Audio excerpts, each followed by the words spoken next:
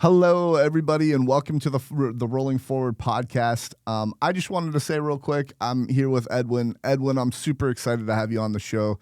We have such deep conversations outside of this, and so many times we've been like, "Oh man, I should have put that on. We should have had that on the podcast." So I'm super excited to have you guys on. Edwin's an entrepreneur and MMA fighter. There's a slew of different things that he is. It's a musician. But we're going to get into all of that in the Rolling Forward podcast. And this is a podcast where people keep rolling forward no matter what life throws at them. It's real people, real stories, powered by purpose, resilience, and a drive that never ends.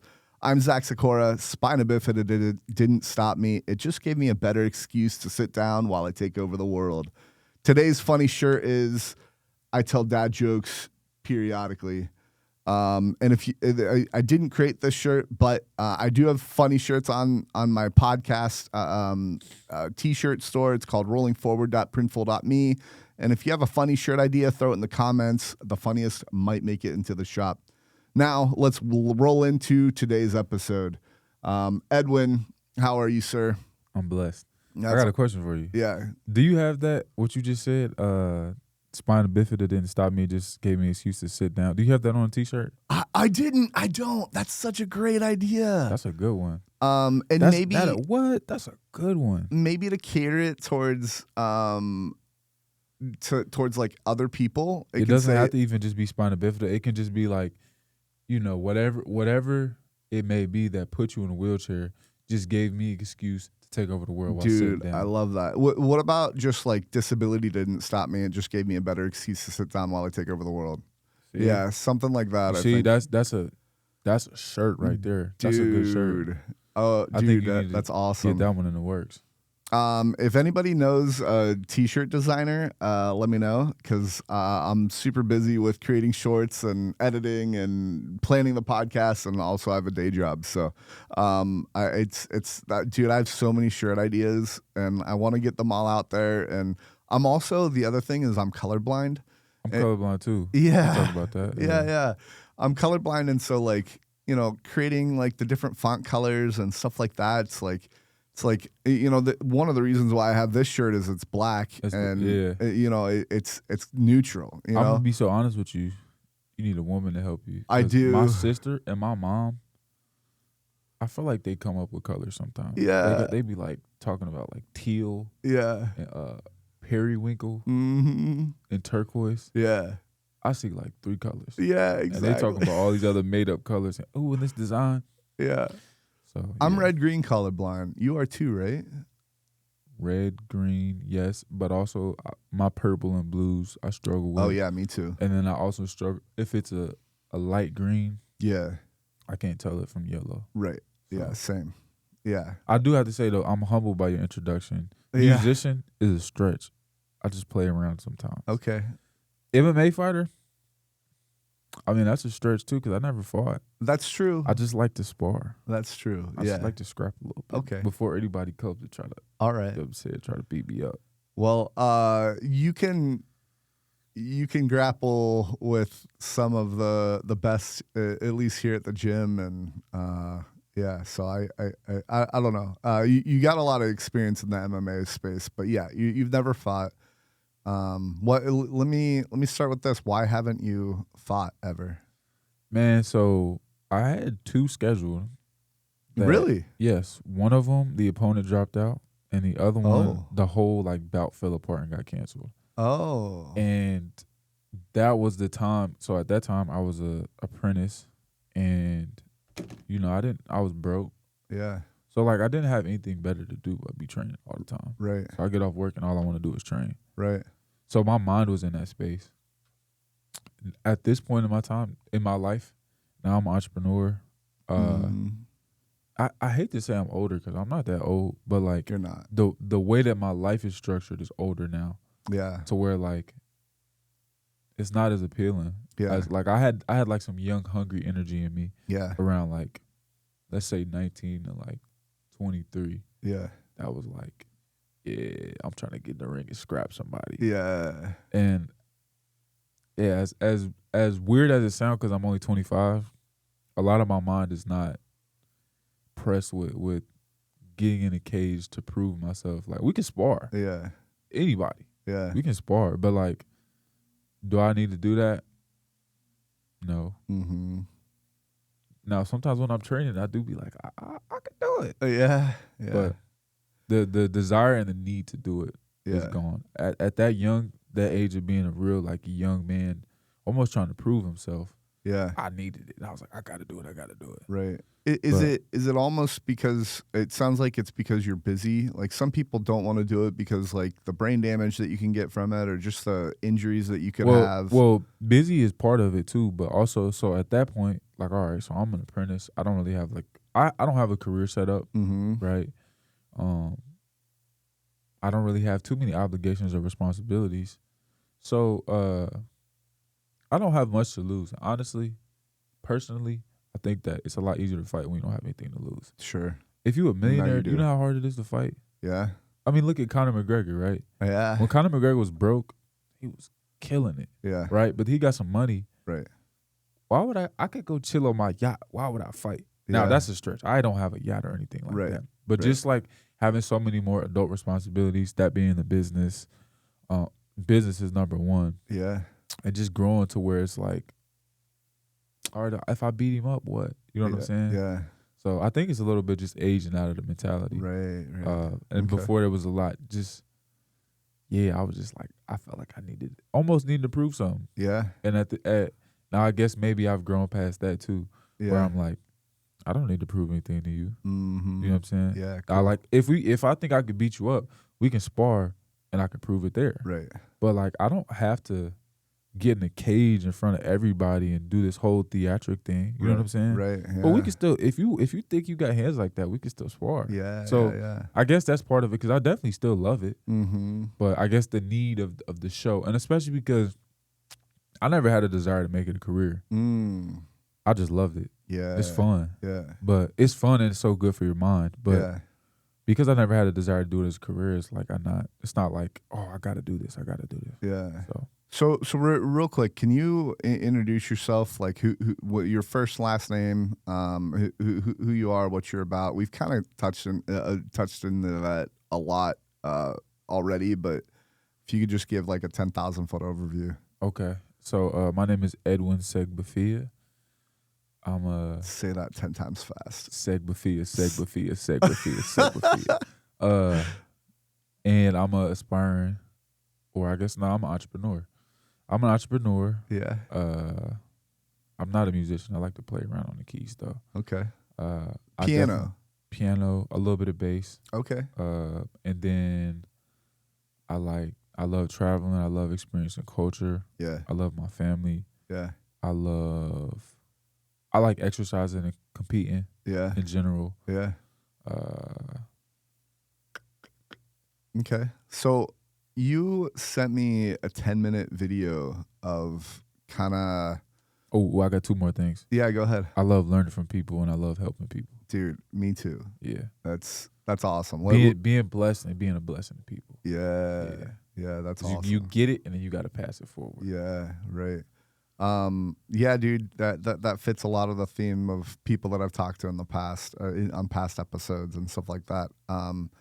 You know, I might even introduce like a reacting to clips, because I think it'd be cool for us to like watch a clip from a prior podcast and share opinions on it. Just share opinions, because there's a quote that Matt Dektis I had on the show. He runs Cincinnati Tennis Foundation, which I'm a huge part of, and it's changed my life. But he had a quote about like just giving back to others and paying it forward, and I just love it. But I don't want to botch it on the podcast. But anyway, so you sent me a 10-minute video of. Can you just explain like why you sent me the video, what it's about, and all that? So I sent you the video. Well, I made the movie. Oh, I forgot. I'm a filmmaker too. So I made the movie when I was 22. It was like a kind of like an art show production. Yeah. And the premise of the theme of the show was as we bloom, and it was supposed to be like As We Bloom. It was called As We Bloom, and it's supposed to be like, what does blooming mean to you, and like what is an example of that, right? Cool. So, in my perception of blooming is like growing into what you were meant to be, right? Yeah.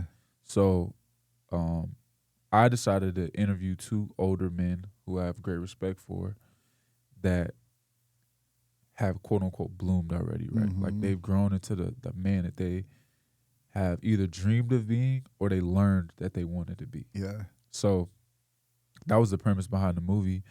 And as I found, initially I was only going to interview one of them. Yeah. But as I started interviewing both of them and finding similarities, I was like, nah, these 2 men both have the same premise in their values Mm-hmm. of helping people and how integral that is to life, mm-hmm. and how that's needed. Yeah. So when I found that I was like, okay, I'm just gonna merge it and kind of make a back and forth type thing. Yeah. And yeah, that's how I started with that. It was very well done. I love it. And I texted you after, and I said something along the lines of like, it was a 10-minute video, and you can just tell those people have so much knowledge to give. It's so much they got cut out. It's crazy. And the even crazier part about that is, as a filmmaker, there's so much self-critique that you have. Yeah. So when I made that, I thought it was amazing. I know I could do I don't have time to do it.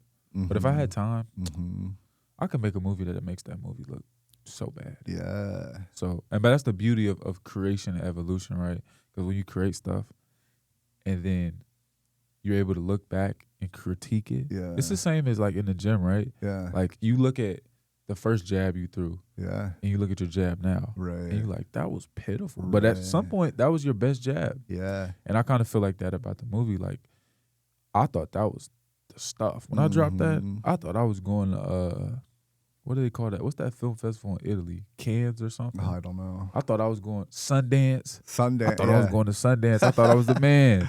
Yeah. And like after I let it sit for a little while, I'm like, no, I'm started critiquing things. I'm like, no, I can be better. Yeah. And that's the beauty of it, is like you appreciate what you did, but also analyzing that, like, I can be better. Right. Yeah.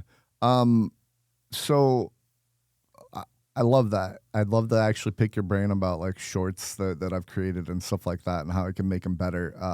I've never video edited before in my life before this podcast. It's powerful. It makes you realize how powerful media is. Yeah. Because when I edited both of those, I was as I was watching the playback, I realized I was like, I can paint whatever picture I want about these men. Right. Because they just sat with me honestly and told me about their life stories. Right. So the same way I could paint them as angels, I could paint them as demons too. Right. I could literally be like, oh, this guy was a criminal. He did this and he did this and he did this. Or I could be like, this guy does this for his community. He does this, he does this, he does that. So you realize that when you start video editing, you realize the power of media and how dangerous it is. Yeah. Because it's never the absolute truth. Yeah. It's the perspective of the director. So true. So it's what I want to say about these people, not what they literally told me. Yeah. Which is so dangerous. And it makes you realize, okay, this is what I'm seeing this on TV, but I'm really just seeing some director's interpretation. Yeah. I'm not really seeing what is actually happening. Right.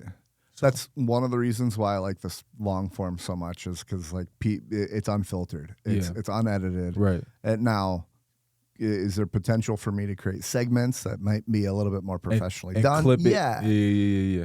But then they can watch the whole thing and see how it all plays out. Right. So, one of the videos, and well, first of all, you're good if I like link this video in the comments. Yeah, go right? ahead. Okay. That's cool. One of the quotes that I took down that I absolutely love is, "Get up off your do nothing bucket and make some things happen." That's a good one. It's at the end. Yeah. Ooh, I love it. Yeah. That like I can watch that in the morning and it'll get me fired up. Yeah. Because I'm like, what? Yeah. And especially like when you look at his circumstances and his story, and you like, so you had to overcome all these obstacles. Yeah. But you still up and doing this and making a change. What is my excuse? Yeah, exactly. Can you get into actually? So the what is my excuse?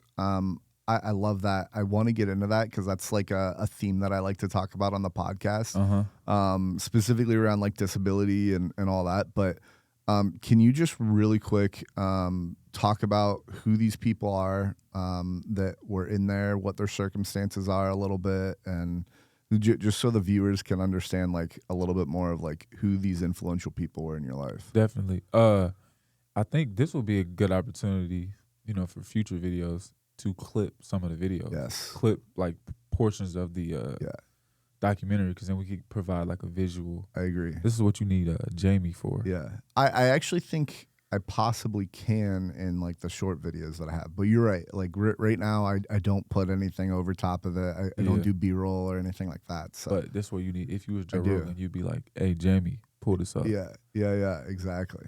What was your question? Oh, my bad. Who are the people in the video? So Robert Harris and Robert Jones.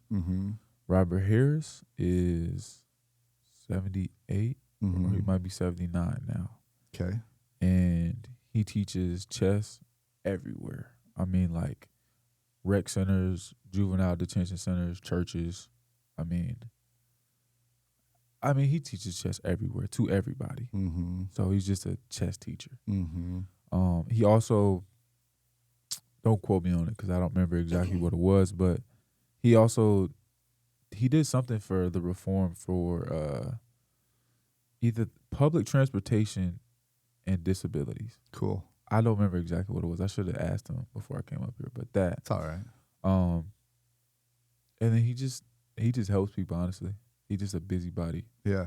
That if he can help somebody, he's gonna be trying to do it, even if he has no business doing it. So that's Robert Harris, and he's the one who really got me kind of into chess.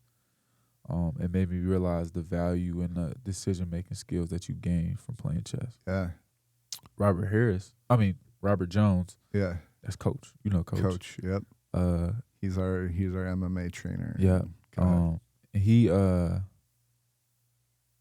martial arts master. Yeah. Master. I mean, if there's a way to beat somebody up, he knows it. Yeah. So, but also within that, like, give so much guidance through martial arts. Even aside from, he's somebody you can go to and like ask, like, and he can give some solid advice. Right.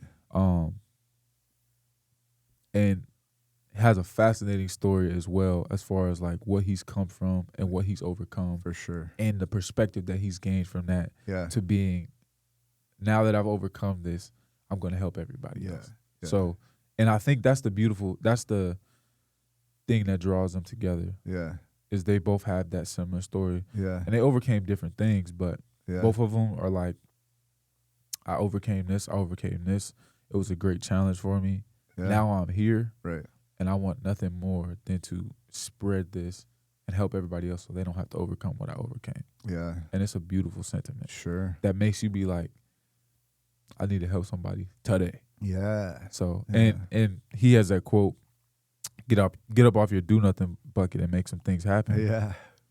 You hear that, you like, nah, get up, bruh. Yeah. Like, go do something, go change. Because you can, all the change that is going to happen in the world is going to happen because you did it. Yeah. So it's not going to happen because, I mean, not to get political, it's not going to happen because you voted for this politician or because this. Like, all the change in your life is going to happen because you got up and decided to change something in your life. And the same thing with other people's lives. Mm-hmm. Like, when you decide, hey, I'm going to help this person, that's how you start to change the world, through action and not through active action and not passive action. Yeah.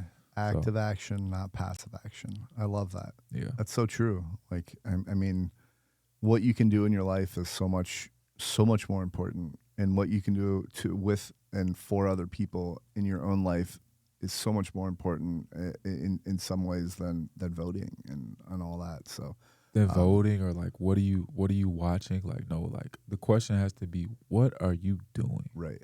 Yeah. What are you really doing? If like your goal is whatever your goal may be, like, what did you do about it today? Yeah. Because if your actions don't match your words, then you don't really believe what you're saying. Yes. Like, if you're like, oh, I want to be a movie star. Well, have you taken any acting classes? Right. Have you applied for a screenplay or a role for anything? Mm-hmm. If not, you don't really believe that. You just kind of like how it sounds. Right. Yeah. What actions? I've said this before, but I think Chris Williamson, through somebody else, said something along the lines of, it's not your goals, it's your I'm gonna really botch this quote, but it's like your processes that really drive you. Like, what are you doing from a day to day? What are you doing from an hour to hour, a minute to minute? Yeah. Like it's like you can have a goal, but if you don't have those actionable items, you're never gonna hit it. Yeah, because the actionable items is like, if your goal is a journey, the actionable items is like, so how are you gonna get there? Are you gonna walk? Yeah. You gonna drive? I'm not walking. You gonna take you gonna roll? Yeah, right. You gonna take a bus? But if you have this destination but no idea of how you're gonna get there, you're not gonna get there. Yeah. If you're like, hey, I wanna go to Japan. Yeah. But you haven't told me, are you gonna take a boat? Are you gonna take a plane? And you never even thought about that. You're not gonna go to Japan. You're just telling me you wanna go to Japan. Right. So. Right. Robert Harris, I don't know if you mentioned this, he's in a wheelchair. He's an artist too. I'm sorry, I forgot to mention that. Man, he's a phenomenal artist. Yeah. And this may keep coming up because like both of them have phenomenal traits. Coach is a phenomenal musician. Yeah, he can sing and play the guitar. Yeah. So it might keep coming up things that I forget about them because it's just so much extraordinary stuff about them. Yeah, well, we can direct them to the video and they can watch the video. So there's so much more than what the video has in it, but at the same time, like, yeah, we can just go watch the video, guys. It's a great video. It's 10 minutes. It's definitely worth a watch, especially if you want to get a sense of what these two individuals are. And but yeah, so Robert Harris is disabled, and you know, one of the things that you said, so get off your do nothing bucket and make some things happen, is. So you're like, man, like, what's my excuse and stuff like that. And there's a TED Talk that I've referenced before. It's called I'm Not Your Inspiration, Thank You Very Much. Right. And it's this lady in an electric wheelchair who basically says it's inspiration porn, essentially, that you have somebody that's a single amputee that you see running on the track, and there's either this music or these words that are just like so inspiring and all that, and like she basically talks about it as like a really awful thing that we do in society, and I get the perspective of it, but at the same time, like, I've had customers, like, I used to work in the retail world, and I've had customers come into in and say something along the lines of like, "Wow, I'm so grateful that you're working, and it's so cool to see you here," and blah blah blah blah blah, and like they haven't even said hi to me. Right. So it's like, and then they're like, "I'm so inspired by you," and it's like, you're inspired by me working, having a day job, like just because I'm in a wheelchair, like that's a little patronizing to an extent. Now, what I will say on the flip side to add to that is, if I can inspire you just from working in a retail space, being in a wheelchair, and it inspires you to be a better person, I'm fine with it. Like, that's fine. Like, I don't mind. But there's oftentimes you think it's dehumanizing. Because you're like a figure. You're like a figure of inspiration instead of a human being. Yeah, a little bit. But I mean, again, like, I'm fine with being somebody's inspiration, but I think within that space, people, it's a feeling that they get. They feel good about it or whatever else, and they're inspired for a moment, and then nothing ever happens from it, right? So it's that kind of inspiration that I'm less okay with, right? Like, fine, what are you doing about it? Like if you think I'm such an inspirational person, then take action. You should start doing that to people. Yeah. You should be like, when people say that you're an inspiration, you should be like, What are you gonna do about it? I actually have. Yeah. I got a new doctor a year or two ago, and he kept saying you're an inspiration, and it's like, great. What are you gonna do about it? Like, I actually asked him, and so yeah, like it's there's a fine line with that though, because like, you know, a common misconception, or like maybe even not a common misconception, but I think a lot of a stereotype is if you ask somebody about their disability or whatever else, they're just bitter and resentful and stuff like that. And that's not true. Most people aren't. Right. But like, I don't want to be that asshole, so to speak, that's someone that I'm like, what are you going to do about it? And I then think it's good though, because that's it knocks them on the head a little bit. It knocks them on the head, and also like it grounds the conversation in reality. Yeah. Because sometimes people are saying that inspiration stuff just on some like fluffy small talk. Yeah. And as soon as you say, but what are you going to do about it? Yeah. Now you've elevated this conversation past small talk. Yeah. Now this is a real conversation. Mm-hmm. Even though it maybe hurt your feelings, but that's probably what you needed. Yeah. So you're right. That's one of them where like you are the asshole, but right. It's good to be that sometimes. Yeah. It's needed. Yeah, absolutely. Okay, so let's talk about, did we talk about how we met? Obviously, it was through the MMA gym. The gym. Yeah, we did. And all that. We've known each other for like 6 months to a year. Yeah. Do you, just to get into some lightheartedness, do you have like any like fun memories of the gym or that you can share? Like some specific sparring incidents that maybe was awkward or whatever else? Well, and maybe we can go in this direction, but I got a million stories of Malachi beating me up. Malachi, yeah, he's a beast. I'm going to get this on the camera. Can I point to the camera? Yeah. Malachi be beating me up bad. So bad. I got a million memories of Malachi beating me up.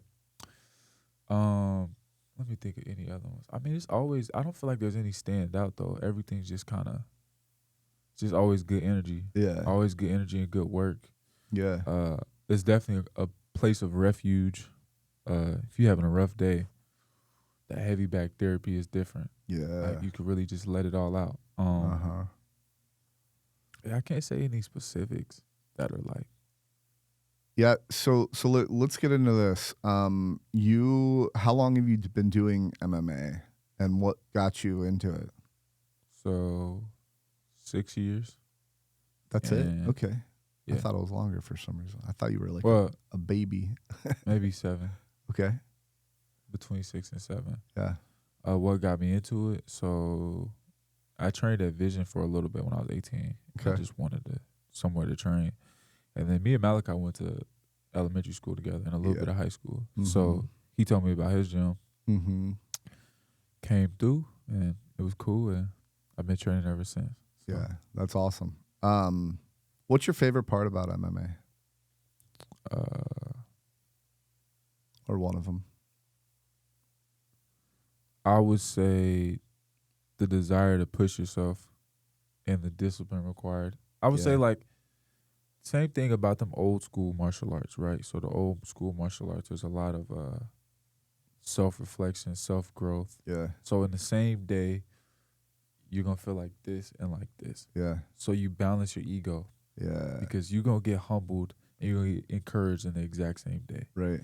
And whether sometimes that is going against somebody, maybe you spar somebody that you're a little bit ahead of and you like, I'm cooking them. Yeah. And you start feeling like this. And you spar somebody that's better than you, like, and your ego's humbled and it's very balanced. Yeah. But also, just within training, like you might just be pushing yourself to another level, and you really feel defeated, and then you hit that second wind, and you're like, oh, I'm much stronger than I thought I was. Yeah. So there's a lot of psychological, personal growth that happens. I think that's probably my favorite aspect about it. Yeah. But aside from that, it's just fun and it's good.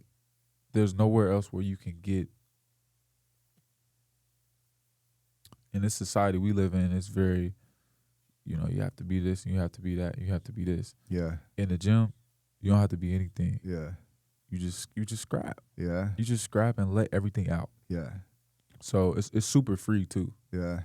So especially in this world where you gotta, you have work obligations. There's no obligations in the gym but to punch the bag. Just do whatever you want. So I've heard it's like a chess match. And, I think you can relate to that a little bit. It's definitely like a chess match too, sparring. Yeah. Yeah.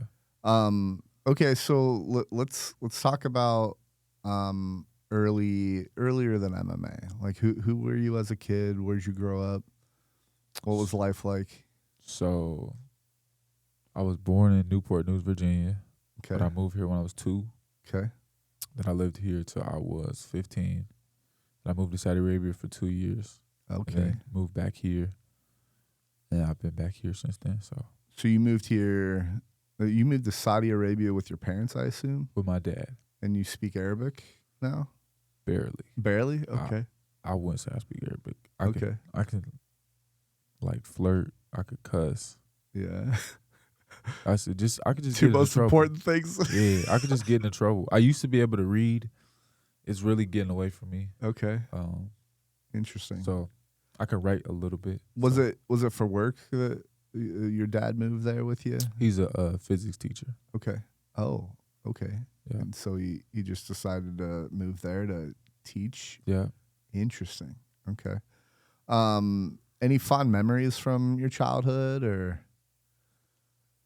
A lot, yeah. I would say I had fond memories with my siblings, definitely with my grandmother. Yeah. Saudi Arabia was like my young dumb teenager. Yeah. So I enjoyed being a young stupid teenager over there. I did a lot of dumb stuff. Okay. So you're talking vague. Do you have any like specific stories that you can tell? Nah. No? Okay.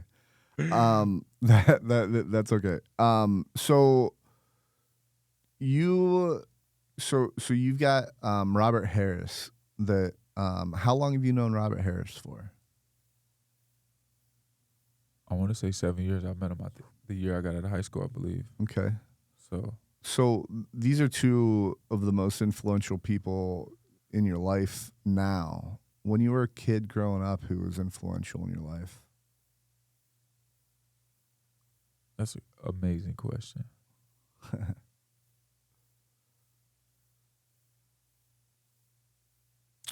Definitely my grandmother. Why? Because my grandmother was always very different and unapologetic, and she didn't care. And it was unique to see that because I never saw that to that degree anywhere else. Okay. So she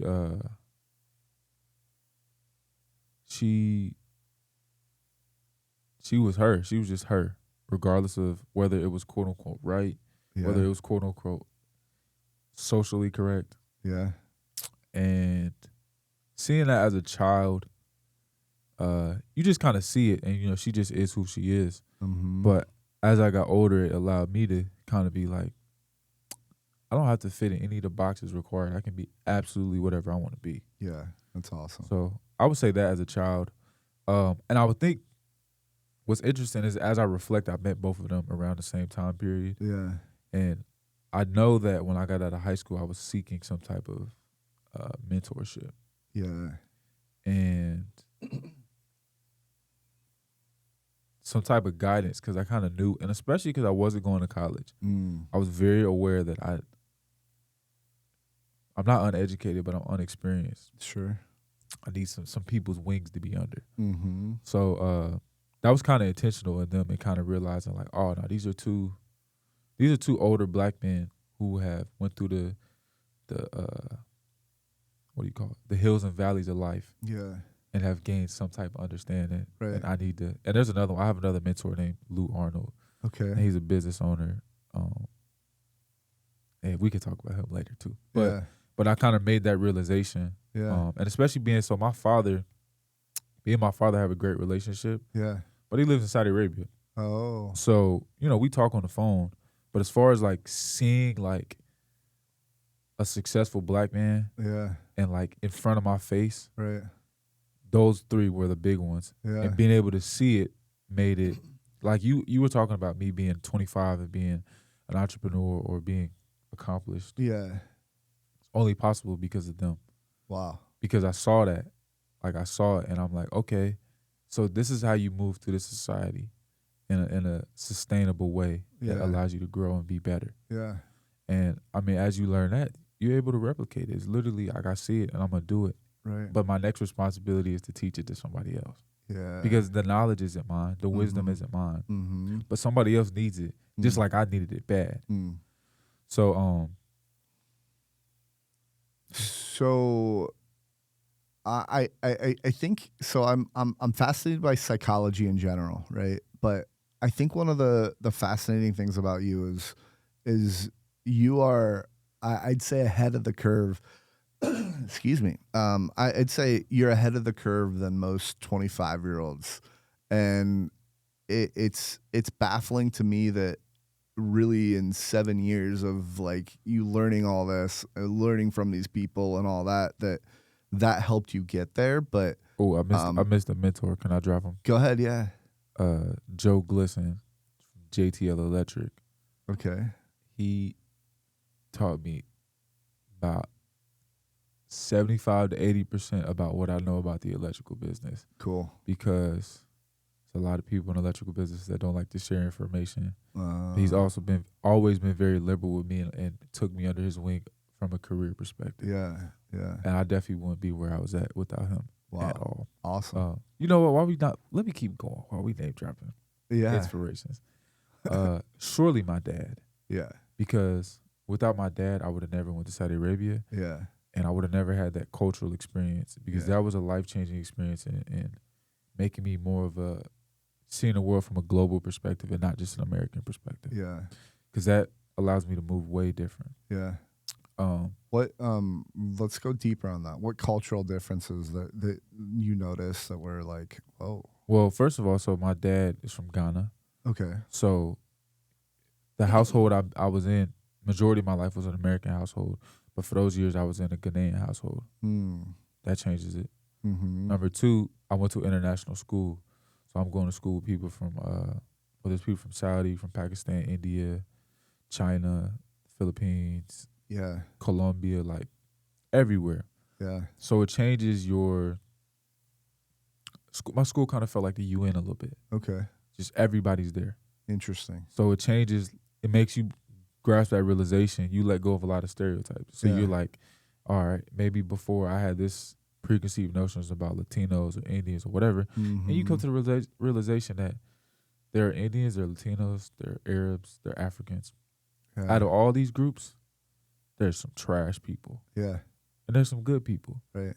But neither group inherently necessarily has more or less. Right.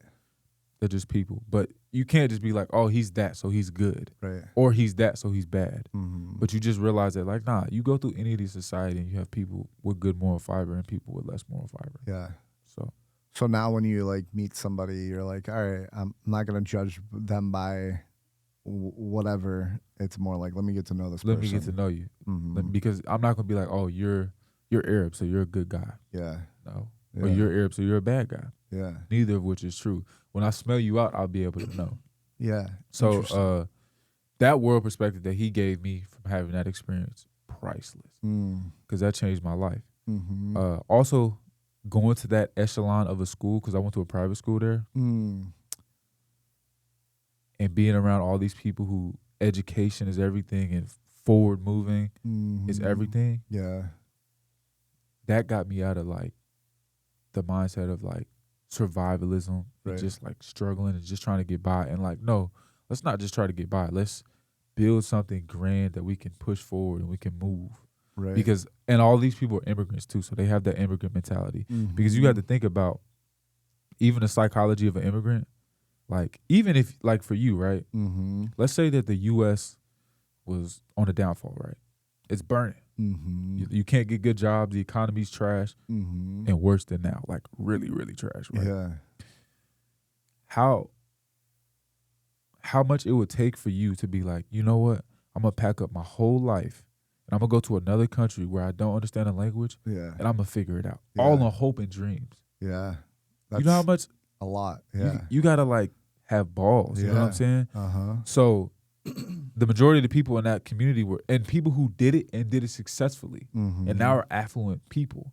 So I think that's something that's overlooked, is how you got to have some balls to do that. Yeah. So being around that mentality, definitely, because every time I even go there, every time I go to Saturday, I'm around those crowds. It feels like I'm in I don't feel like I'm in a financial upper echelon of people, but I feel like I'm in a psychological upper echelon of people. Yeah. Because these are all people who've done that. Right. And these are all people who are like, you know, that joke, they be like, engineers like the bare minimum. Mm-hmm. Right. So like your expectation of you is so high. Yeah. And that changes your life when you change your expectation, because now if the standard is this, even if I do this, it's way different if the standard was here. Because if the standard is here, I'm here and I'm doing great. Right. But they setting the standard up here. Right. So you're coming like right there.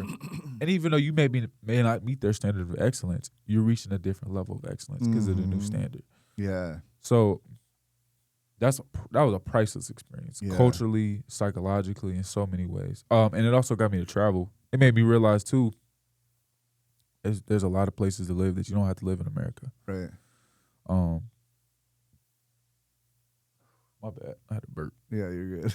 That's gonna be funny. That's gonna be funny on the playback.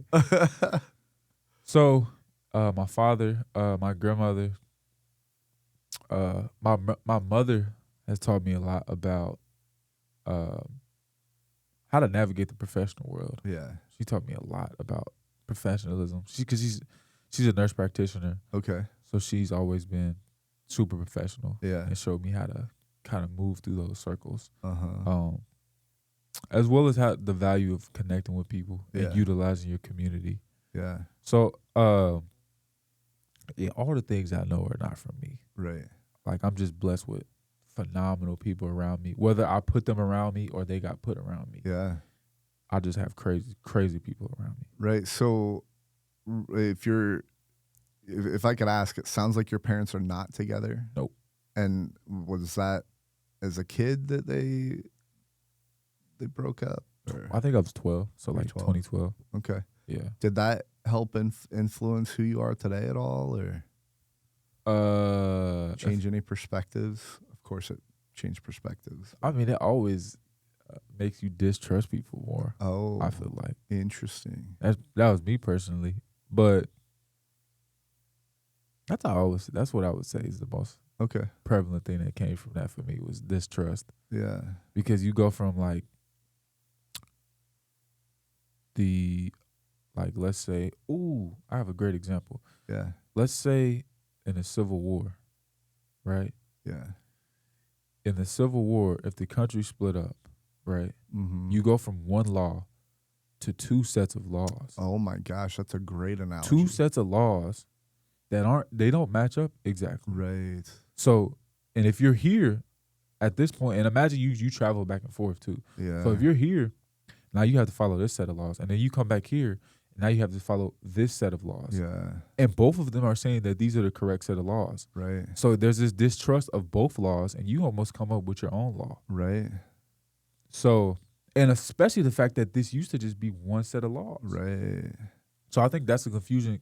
And as a child, you can't articulate that. Right. You can't understand that. Right. You don't really know what's going on. You just know that y'all used to tell me the same thing, and now y'all tell me two different things. And as a child, you can't even articulate how confused you are. Yeah.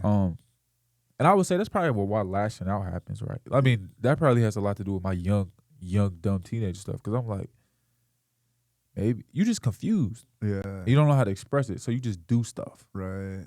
Whether that be smoking weed. Yeah. Whether that be sneaking out. Whether that be failing out of school. Yeah. Like, you just doing stuff. And maybe it's because your brain is confused. Yeah. I don't know. Interesting. So, if there's a child that is going through a divorce with their parents, what advice would you give them?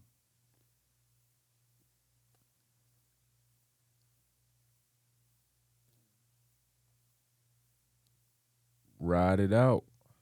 Yeah. Ride it out and try not to make anybody the villain. Because even if they try to paint each other as the villain, maintain diplomacy, love, and respect for both of your parents. Sometimes that may be at a distance for one of them. But maintain love, respect, and diplomacy, because usually, not always, But usually they both still love you. Yeah. And there's been some issues because they don't like each other. Yeah. But don't think that it's about you, because it's not about you. Right. Yeah, that's great advice. Earlier you mentioned hills and valleys. And one of the things that I think has shaped me, who I am, is spina bifida and how I've worked through that. What would you say, other than like the influential things in your people in your life, what would you say shaped who you are today from when you were a kid? Definitely Saudi Arabia experience. Yep. I mean, definitely both. But how old were you when you were in Saudi Arabia? 15. Yeah. So like certainly like something younger maybe, or younger. I don't know if I'm getting old, but it's fading. Nah, but younger. I think younger was kind of smooth, and I think that's why there's not too much. Okay. Because younger was yeah, pre-teenage was pretty smooth. Yeah. It was just like, I don't really have any outstanding, like it was just a smooth childhood. Yeah. Okay. So I don't really have anything outstanding of like, yeah. You know, we grew up in Westwood. We went to school. Like, didn't really have problems at school. Yeah. I didn't really have any problems except my parents maybe do schoolwork all the time. I was tired of that. But okay, so they and I think that's why I think it didn't get pivotal until I would say around like probably till they got divorced. Yeah, because it's like, it's kind of like, as an electrician, right? We have this saying, right, that nobody knows about electricity until something's gone wrong.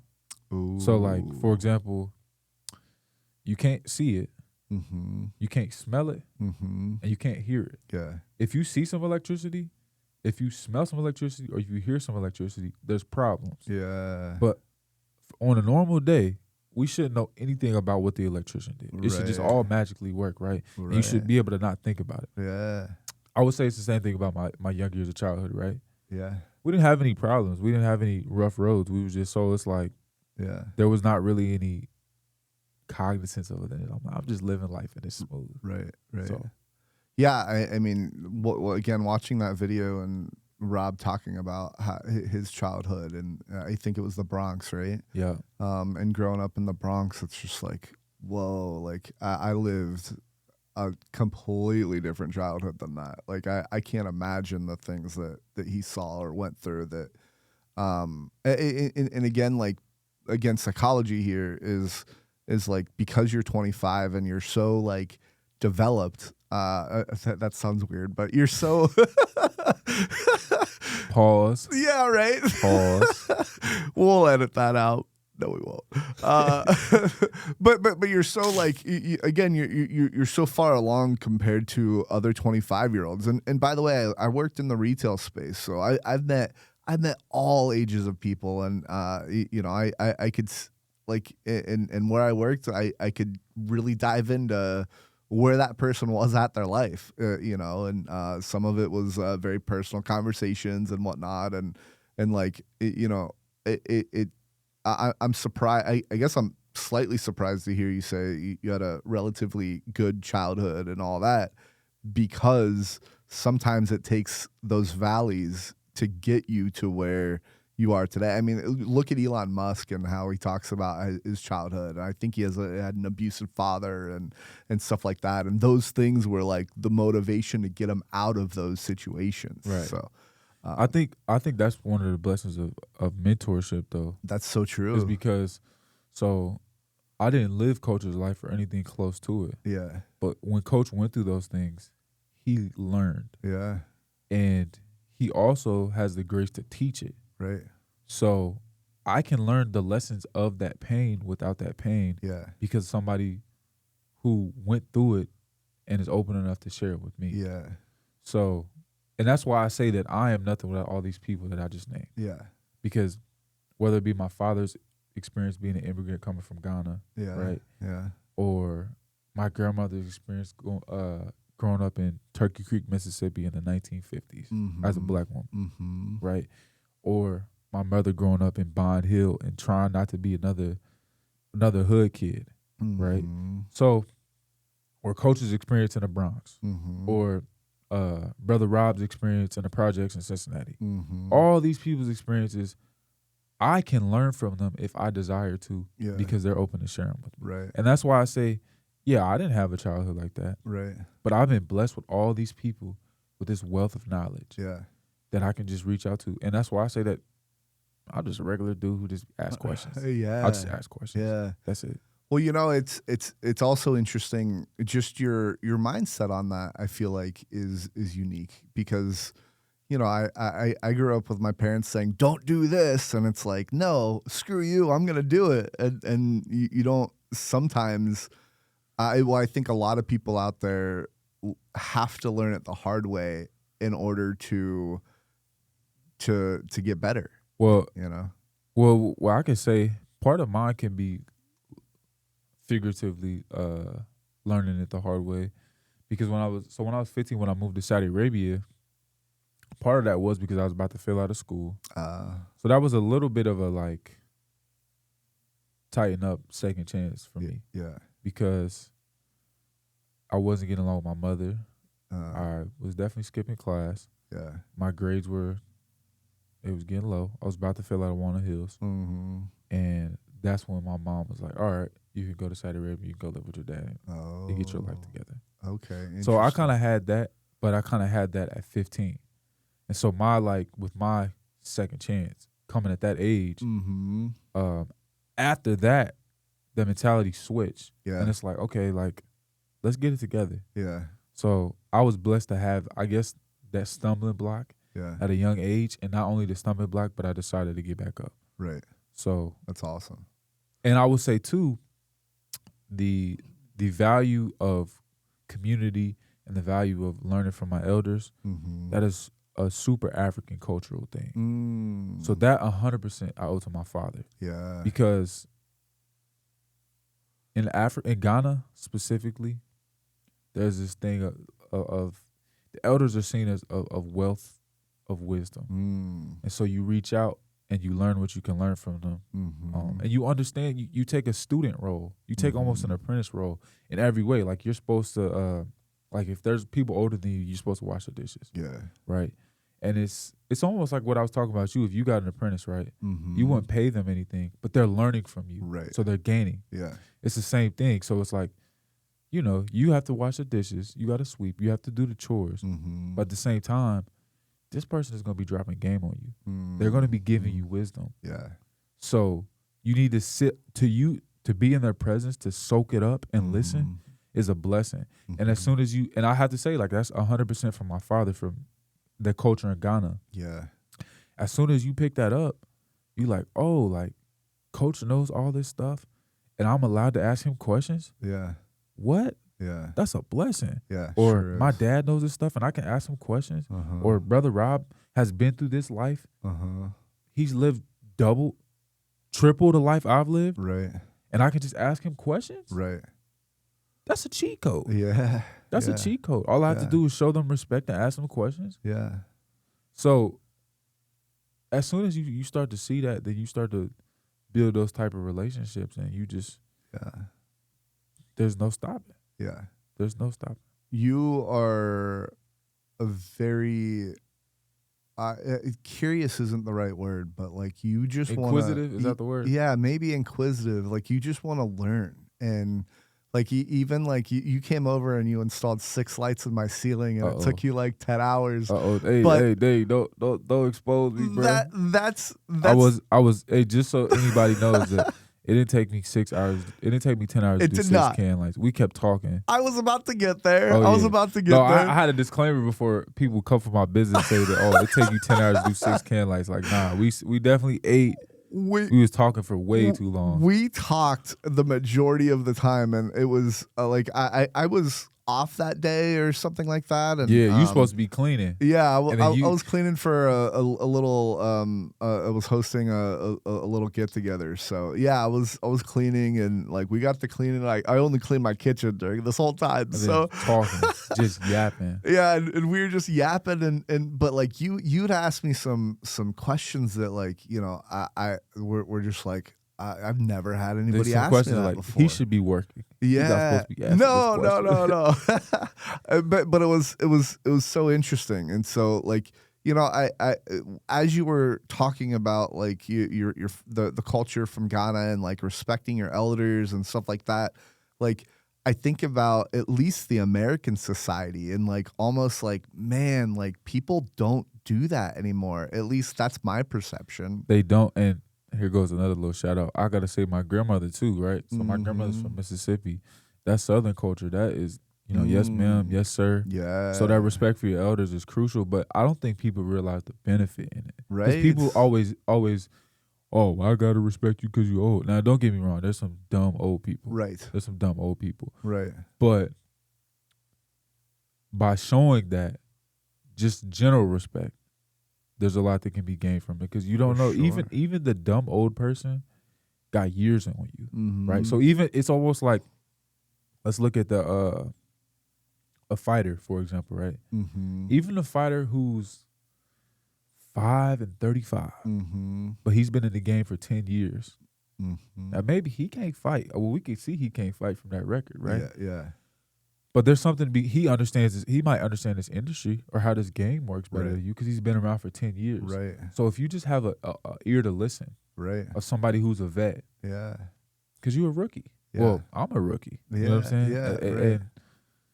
And then the next thing is, how do I share it again? Yeah. Because the knowledge was never mine. Right. It's not mine at all. Yeah. And it doesn't really belong to any one person. Yeah. Right. But there's somebody behind me who needs it the same way that I needed it. So I got to pass it on. So I'm going to put you on the spot a little bit. What are you doing to pass that knowledge on?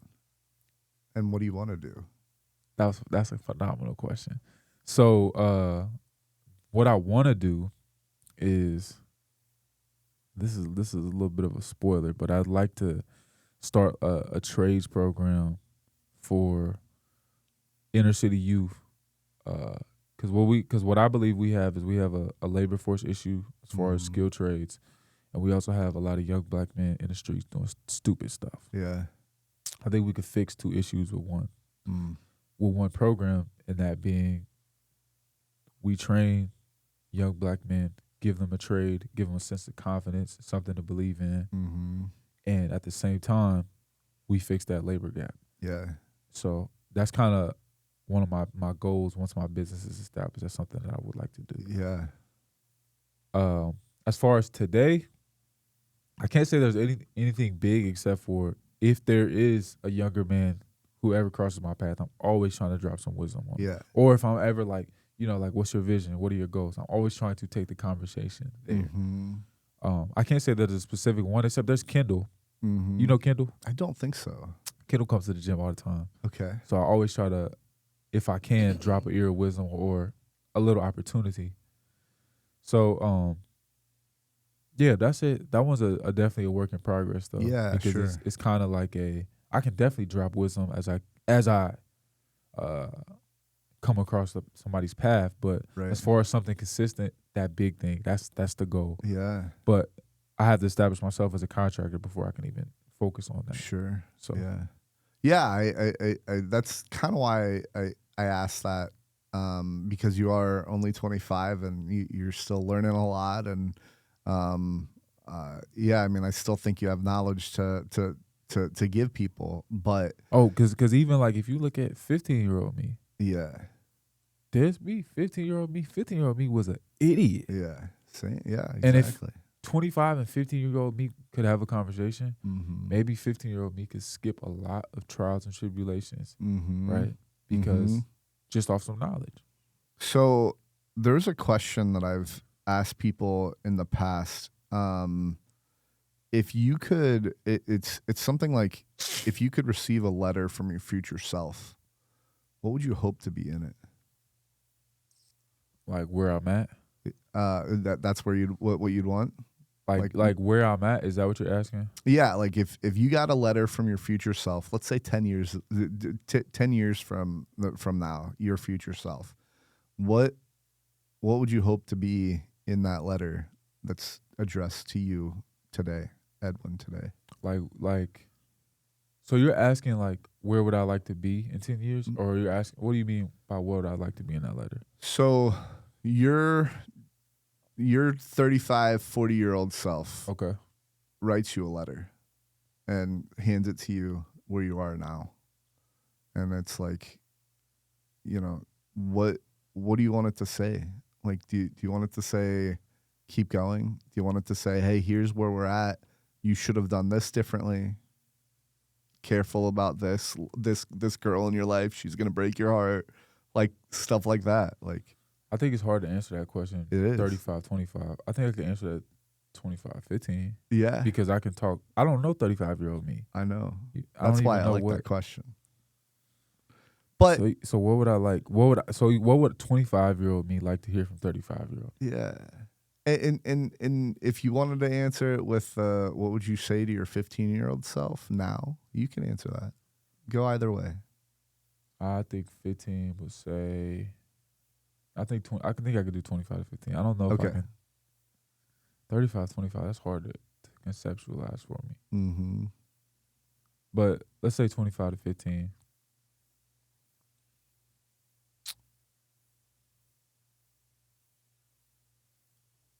If you believe in something, definitely. Like if you feel something in your gut, it's probably right. And stick with it. And just immediately stop caring what everybody else is doing. Yeah. Immediately. Mm-hmm. Because people, 95% of the time, people don't even know. All right, let me not say 95 because I don't know the actual statistic. Yeah. But majority of the time, people don't know why they're doing what they're doing. Mm-hmm. Let me go a quick segue off of this. Sure. So we was in the gym. It was me, a couple of my friends, and my brother, right? Mm-hmm. And we were like, we're going to do a circuit. We were like, do we want to do a 5-minute? Do we want to do 5 5s or 4 5s? Mm-hmm. Me, I want to do 4 5s. I was out of shape. Yeah. I asked my brother, you want to do 5 5s or 4 5s? He said, let's do 5. Yeah. My other friend said, let's do 5. Other said, well, I'm not soft. Let's do 5. Yeah. And the other dude's like, well, if everybody else says we're doing 5, we're doing 5. Yeah. So now we're around the room. Now, and after the circuit, I asked him, did any of y'all want to do 5? Yeah. Not one of us wanted to do 5. Right. And I was like, wow. So we all just convinced ourselves as a collective consciousness to do something that none of us wanted to do. Right. How many times does that happen for? And that was a good example of that. Yeah. Like we just pushed ourselves. But how many times in society do you think that is happening? Yeah. Where people are like, we're all doing this. Yeah. None of us really want to do it, but we saw so-and-so doing it, and so so-and-so is going to do it, so I'm going to do it too. Yeah. And so just realize the danger of that, right? Mm-hmm. So, and you doing something you don't even want to do because you're analyzing it on the metric of, well, they're doing it. Mm-hmm. They're doing it has nothing to do whether it makes sense, whether it's right or wrong, right, whether it's dumb. Yeah. So I think letting go of that is huge because as soon as you let that go, you get a different type of freedom. Because now your own standard of being is whatever you created to be. Right. Not like, well, so-and-so says this and the news says this and this says this, so I got to find myself somewhere in the middle. Right. You like, I'm not even on that scale. I'm over here. My competition is over here. I'm not even competing with y'all. I'm not even comparing with y'all. I don't even care what's going on over there. Yeah. And now you're free, and now you can be, that's when you can really blossom into being whatever you want to be. Right. Because if you look at like anybody who did that, right? Any phenomenal individual, they didn't do it by saying, oh, well, people usually do this, so I'm going to try to do this too. Right. Right. Or people usually do this, and so this makes sense. This path makes sense. Right. No, they said, I like this path over here that has nothing to do with anybody else's path. Right. And I'm going to take it. Right.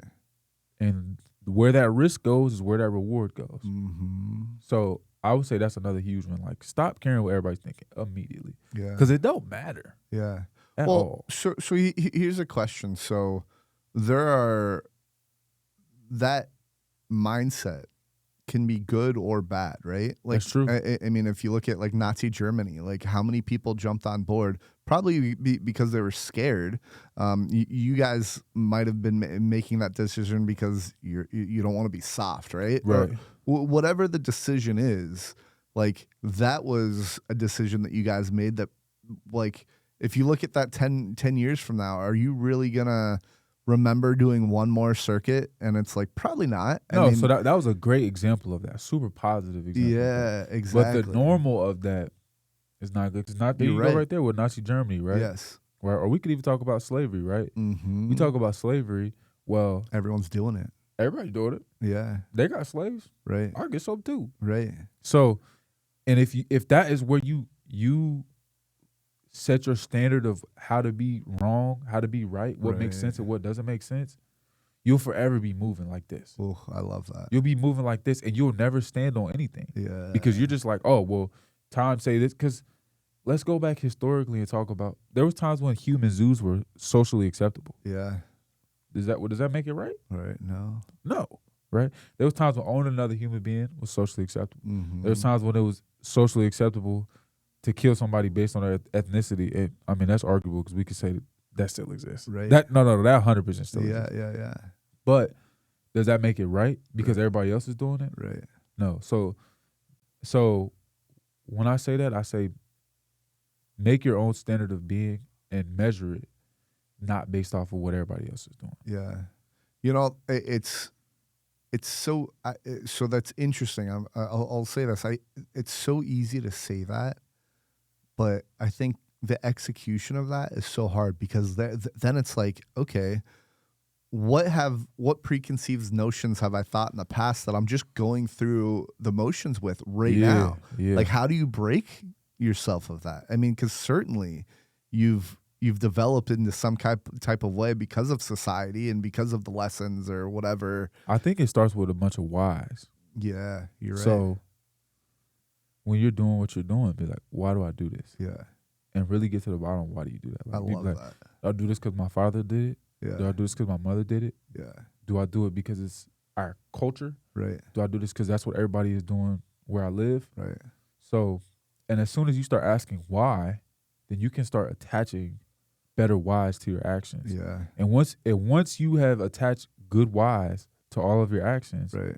now you're not living on anybody else's. Right. You're like, because maybe you don't change your habits. Maybe your habits are the same because you look at the things and you're like, nah, I have a good reason to do that. Right. I'm going to keep doing that. Right. So I think that's where it starts is you just got to be like, why? Right. Why? So one of the things that I would tell my younger self is to get into podcasts sooner. I didn't quite understand them or anything like that. And one of the people that I discovered early on was Jordan Peterson. And the things that he's put out in life has been influential, like in such a big way. And one of the things that he's said is, what remarkably stupid thing are you doing every single day? What you got? And most people can be like, bam. What's yours? I think one of them is doom scrolling. Like, it's so easy. And again, I've heard this as well. Is it's like instead of consuming, which we're in a culture of consuming, that like all the businesses want you to consume, social media wants you to consume, start creating. And those mindset shifts for me have been like, no, don't doom scroll. You can create another YouTube short. You can create, you can plan your next podcast. You can plan your next tennis lesson, learn something, do something other than those doom scrolling. And, that's obviously easier said than done, but that's just answering that question. There's a lot of people that are scared to answer that question because they know they're falling short of what they could be or what they want to be. And that's, I don't know, it's such a profound question that I'll try to ask myself that every so often and just get myself a little bit better than what I was yesterday. And certainly there's days where I'm not better than I was 3 years ago, but it's about that bouncing back that you were kind of talking about earlier. It's like that how quickly can you bounce back from that? Like one of the things that I've talked about before is my weight. I was a jock growing up. I played wheelchair tennis, and I started college weighing 135. Like I was tiny. Yeah. I just progressively, like, I stopped maybe exercising as much as I was, and I kept eating the same way, and here I am. So, I used to beat myself up over it because I don't like being fat. I'd like to meet the person who does, but it's it's like it's one of those things where there's like somebody out there. Yeah, there is. I'm sure there is, and it's like I don't believe you. I don't know. Like, are they convincing themselves that they enjoy that? Like, I don't know. Maybe but maybe there is. What? Maybe it's self-hypnosis. Yeah, maybe it's self-hypnosis. But like, I mean, who doesn't? I mean, like being fat, you don't feel as good. You can't do as much. Like I'm disabled. I can walk, but I cannot walk as well as I used to be able to walk. Right. So it's like it's those kinds of things like that like I see in my everyday life that are like, if I was skinnier, I could do that. And I've lost 36 pounds in like probably 5 months or something like that. So I'm on a path to get better. And it was podcasts that I've been listening to that kind of helped me change that perspective. It's like, listen, it doesn't help beating yourself up. The only thing that helps is you taking action. Yeah. And you telling yourself, and here's the other thing is like, everyone's like, oh, find a diet plan that works or find an eating plan that works. And it's like, that's shenanigans. Like, yes, I found something that works, and you can find something that is better. They're all hard. Yeah. They're all difficult. But knowing that I can do hard things and I can do this and I can get through it, that's what changed my perspective on doing it. Do you think you got any of that from MMA? Oh, yeah, absolutely. Dude, I think every child needs to get into MMA. There needs to be a class in school about MMA. And it'd be less bullying, too. Yeah, there'd be less bullying. Scraps, yeah, right. Scraps. Well, like it's like, if two people have a knife, they're a lot less likely to fight each other, maybe, because they know that. Maybe it depends. That's a psychological thing. It depends on the mind of the people. You're right. Well, it might just be a bloody mess. I guess let me look at it this way: is like just on the world stage, like how many countries have nuclear bombs? From what I've gathered, North Korea has nuclear bombs, Yeah. and it's like obviously North Korea is bad, but like we're both pointing the gun at each other and saying, all right, who's shooting first? And nobody wants to, kind of thing. So you're right. There is a level of different. like. I don't think that is the reason why martial arts will stop bullying. Okay. I think that martial arts will stop bullying not because of the people being weapons, but do you remember what I was talking about the balancing of the ego? Yeah. Because like, so me as a, you're right. Like, I think that would be more the reason why people, because kids they've been beat up, so they know what it's like, so they're not going to do it to somebody. Yeah. Right. They've been at the top. They know what it's like. Right. So they're not craving that feeling to dominate somebody. That's so true. So I personally believe that I do think MMA would stop bullying and help with a slew of social issues. Yeah. But I don't think it would be because we have weapons in our fists. You know what I'm saying? Yeah. Interesting. That I actually like that perspective. I agree with that. Because, and I think if you perceive martial arts as more psychological and more spiritual, that's how you get the most out of it. Because it really is like some of the best thoughts that I ever thought of. I've been in a gym and like barely been breathing. That's like awesome. I'm wore out, and I'm like, in my mind, because my mind has a clarity that it could never have anywhere else. Right. Because I can't think about anything else. I'm dead tired. Right. And also, I think that's also where the premise of, you said, falling down and getting back up. Yeah. You don't have time to fall down if you're in a fight. Yeah. Because the punches are still coming. Right. So it gives you the urgency of like, I'm hurting. Yeah. But we have to finish this round. Right.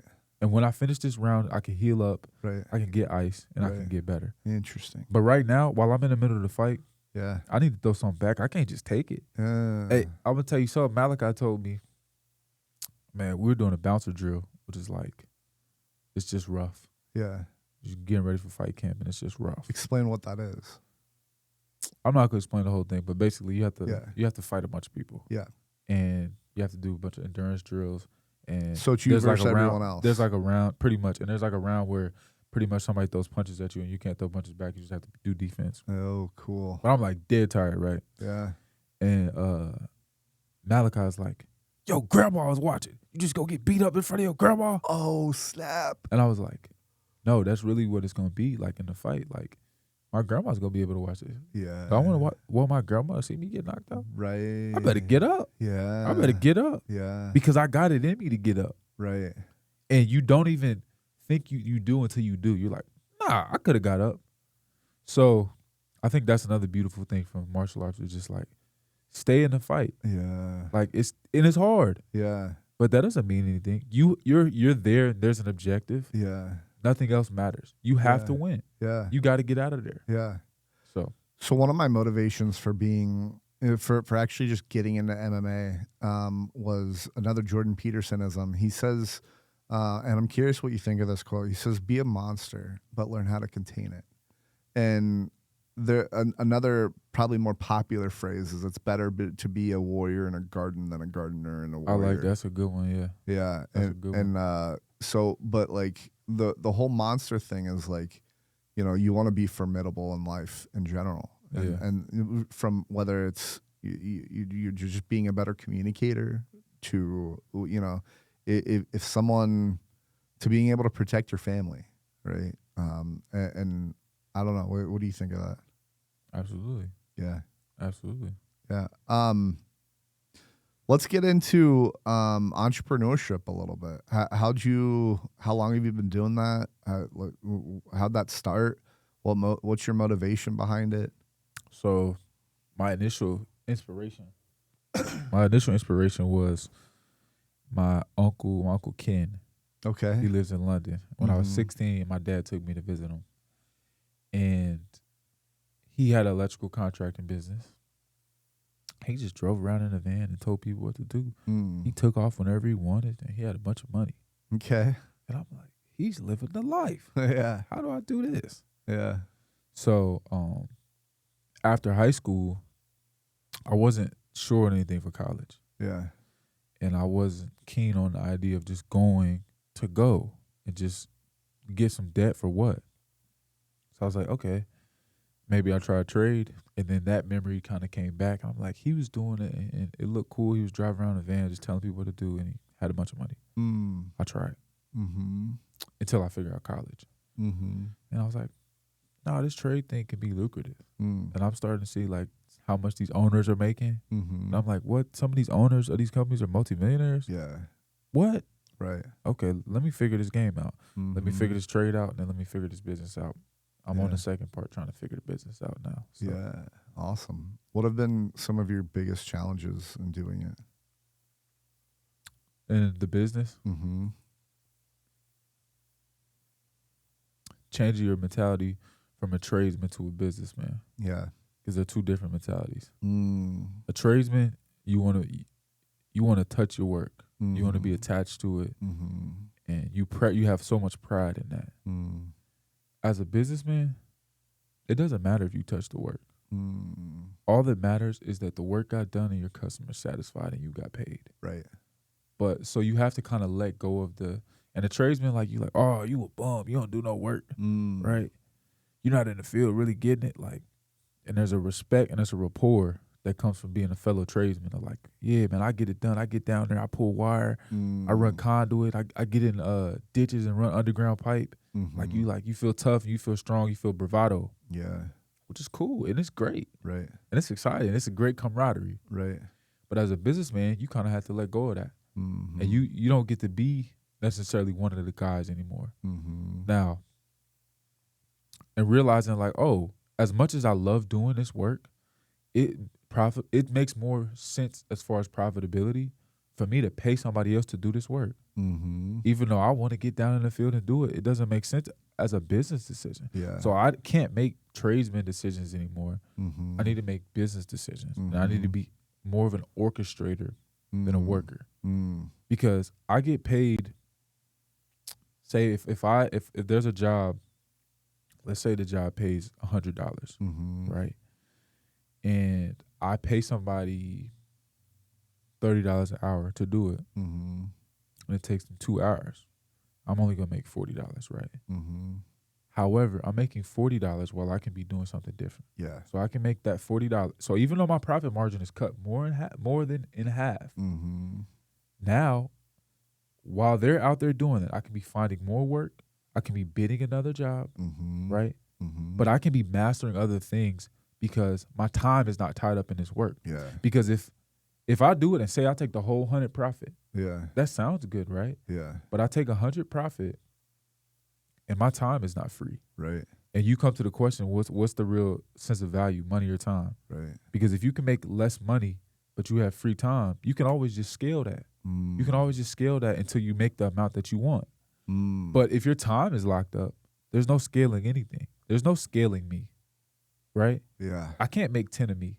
But if I have 10 guys and I only make $20 an hour off of them, yeah, we're talking $200 an hour now. Yeah. Right? Even if I have small profit margins on them, Yeah. right? Yeah. And the service that you're but as a tradesman, you feel guilty about that. Yeah. But as a businessman, you're like, no, I'm providing a valuable service because I'm providing them employment. Right. Like I am the connector, like I said, being an orchestrator of the work and the workers. Not just I'm the work. Because so as an electrical contractor, I'm giving so much game. Somebody probably gonna take this and use it, and I hope they do. Good. But let us know in the comments. Yeah. But as an electrical contractor, your product is quality electric work, professionalism, and delivered well and seamlessly. Yeah. Right? Yeah. As a business owner, I have to market the product. Yeah. I have to package the product. Yeah. I have to sell the product. And I have to move the product. Right. Right? Yeah. It is utterly impossible for me to do that efficiently and be the product as well. Yeah. Right. Right. Like that's like to make you understand how irrational it sounds. That's like I'm at a sandwich shop and I do everything, but I'm also the sandwich. You know what I'm saying? So you're gonna do everything surrounding the product and be the product. It's not possible to do feasibly. Let me ask you this: how much value do you hold in making sure that you are the product that is being sold first before you get other people to be that product? And what I mean by that is like, I know what you mean. Yeah, I know okay, what you're go saying. ahead. I know what you're saying. So that's super important. Yeah. Because you have to set the standard before you can share the standard. Yeah. So, but that's a beautiful lesson that I kind of learned from life that I'm able to share, or that I'm able to permeate into the electrical business side. Because it's like, all right, like I was talking about, setting your own standard of being that has nothing to do with anybody else. If you can do that, then you can do that within a business. So you set a standard of being of, this is what I do. Now you share it. And you be like, this is not what I do. This is what we do as a company. Yeah. So, and although I'm still in a stage where I'm in the field probably like 3 or 4 days out the week still, right? But I'm getting to the point where I'm letting go of, I'm like, okay, I'm in the field, but I can't be in the field as much as I was. Yeah. Yeah. Interesting. Let me ask you, we kind of talked about this a little bit beforehand, but, I'm starting this podcast, right? We're talking about time, and it's like, I don't, I have a day job, right? That takes time. I also do like these video editing and stuff like that, with like the shorts and stuff like that. And it's, we were talking about it earlier, that in stuff like that, we were talking about, fillers and all that. Something I'm trying to work on, but, I think it sounds like you are too, but, yeah, see how many times in the podcast I say, you know what I'm saying? You know what I mean? Right. Yeah, exactly. But the interesting thing is you're right. Time is everything, and I could be spending much more time doing other things rather than video editing. And I don't think I'm that good at it, at least yet. I also don't. It's not something I'm passionate about either. You know? So I could spend my time doing other things with that, and I think my channel would blow up a lot faster, especially if I got somebody who knew what they were doing. I think you should talk to Coach about that. Yeah, because Coach is a master of delegation. Okay, yeah. Even like when like there's times when Coach trains everybody in the system so that everybody can hold the dance, everybody can hold the stand. Yeah. Wow, I'm ashamed because those are the only two I remember. That's how you know I haven't been training. Hey, we got a new one called the firearm. For real? No, it's kind of a made up one that is I guess an inside joke with. Oh, we got to explain what this is. These are combos. These are like combos for hitting pads. Mm-hmm. But so because he trains you in those systems, then it's been many a times where Coach was like, yo, I'm not gonna be at the gym. Could you hold pads for this person? Yeah. Right? Yeah. And that is, and of course I'm gonna say yes. Because like all the Coach has done for me, yeah, I got you. Right. So the beauty in look at your community and see who you can delegate things to. Yeah. Because you'd be surprised, like, even because I even say, what you call it? Adam got me together on the accounting side. Yeah. Shout out to Adam. All right. Adam got me right on the accounting side, and Adam's at the gym. Yeah. All I did was ask, and I was like, I never even thought to ask you about that. Right. And like, I can't even tell you how much more clean and seamless my QuickBooks is now because of Adam. Right? Oh, cool. So, like, just looking out your community and being like, who could, even if it was just they give me a short training session of like how to do this. Yeah. So I would say that's something huge that I learned from Coach as well is like when you can utilize your community to delegate things that you either are not good at or maybe you don't have time to master it. I love that. Yeah. So your entrepreneurship, is there anything else that you want to shout out or like express with that before we move on? No, I don't need to shout it out. They'll see me soon enough. You know what I'm saying? They'll see the work vans on the road and they'll see the phone number. They could call me. Yeah. Okay. So we've talked about MMA. We've talked about your business. Let's talk about music for a quick second. You said that you do bass, and you also do piano a little bit. What kind of stuff do you do with that? I just play around. Yeah, that's it. Do you record things and? I have some like recordings on my phone. Yeah, but I just play around. Like so.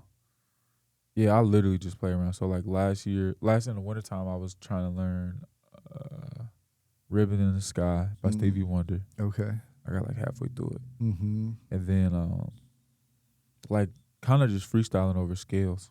Okay, cool. So I would call myself super novice for sure. Yeah. And as far as bass lines, so my brother's a guitarist, and he's a real guitarist. He's not like me. He really can play. So I just play bass lines, and we just groove together. Cool. There's a guy I had on the podcast, Sean Matthew. He's actually coming out this week. There's shorts that are coming out this week. His episode airs. And he's a DJ basically turned EDM artist. Okay. And he quit his like full-time job to do this and a whole bunch of other things. And he's pretty well known in the EDM space, but I don't know. I don't know why I brought him up. He just it reminds me of like you kind of creating your own thing and all that. So, but okay. So how long have you been playing guitar? How long have you been, I guess, bass, and how long have you been playing piano? Bass, in the most inconsistent way, probably like 4 years, but like some years I probably didn't touch it. Yeah. So in the most inconsistent way. Piano, I started when I was like, I want to say 12, and I played for like 2 years. And then probably like last year I was like, I'm going to start back. Yeah. One of the other things that I've been thinking about a lot recently is momentum. And one of the podcasters that I listened to said momentum is one of the most valuable things you could have.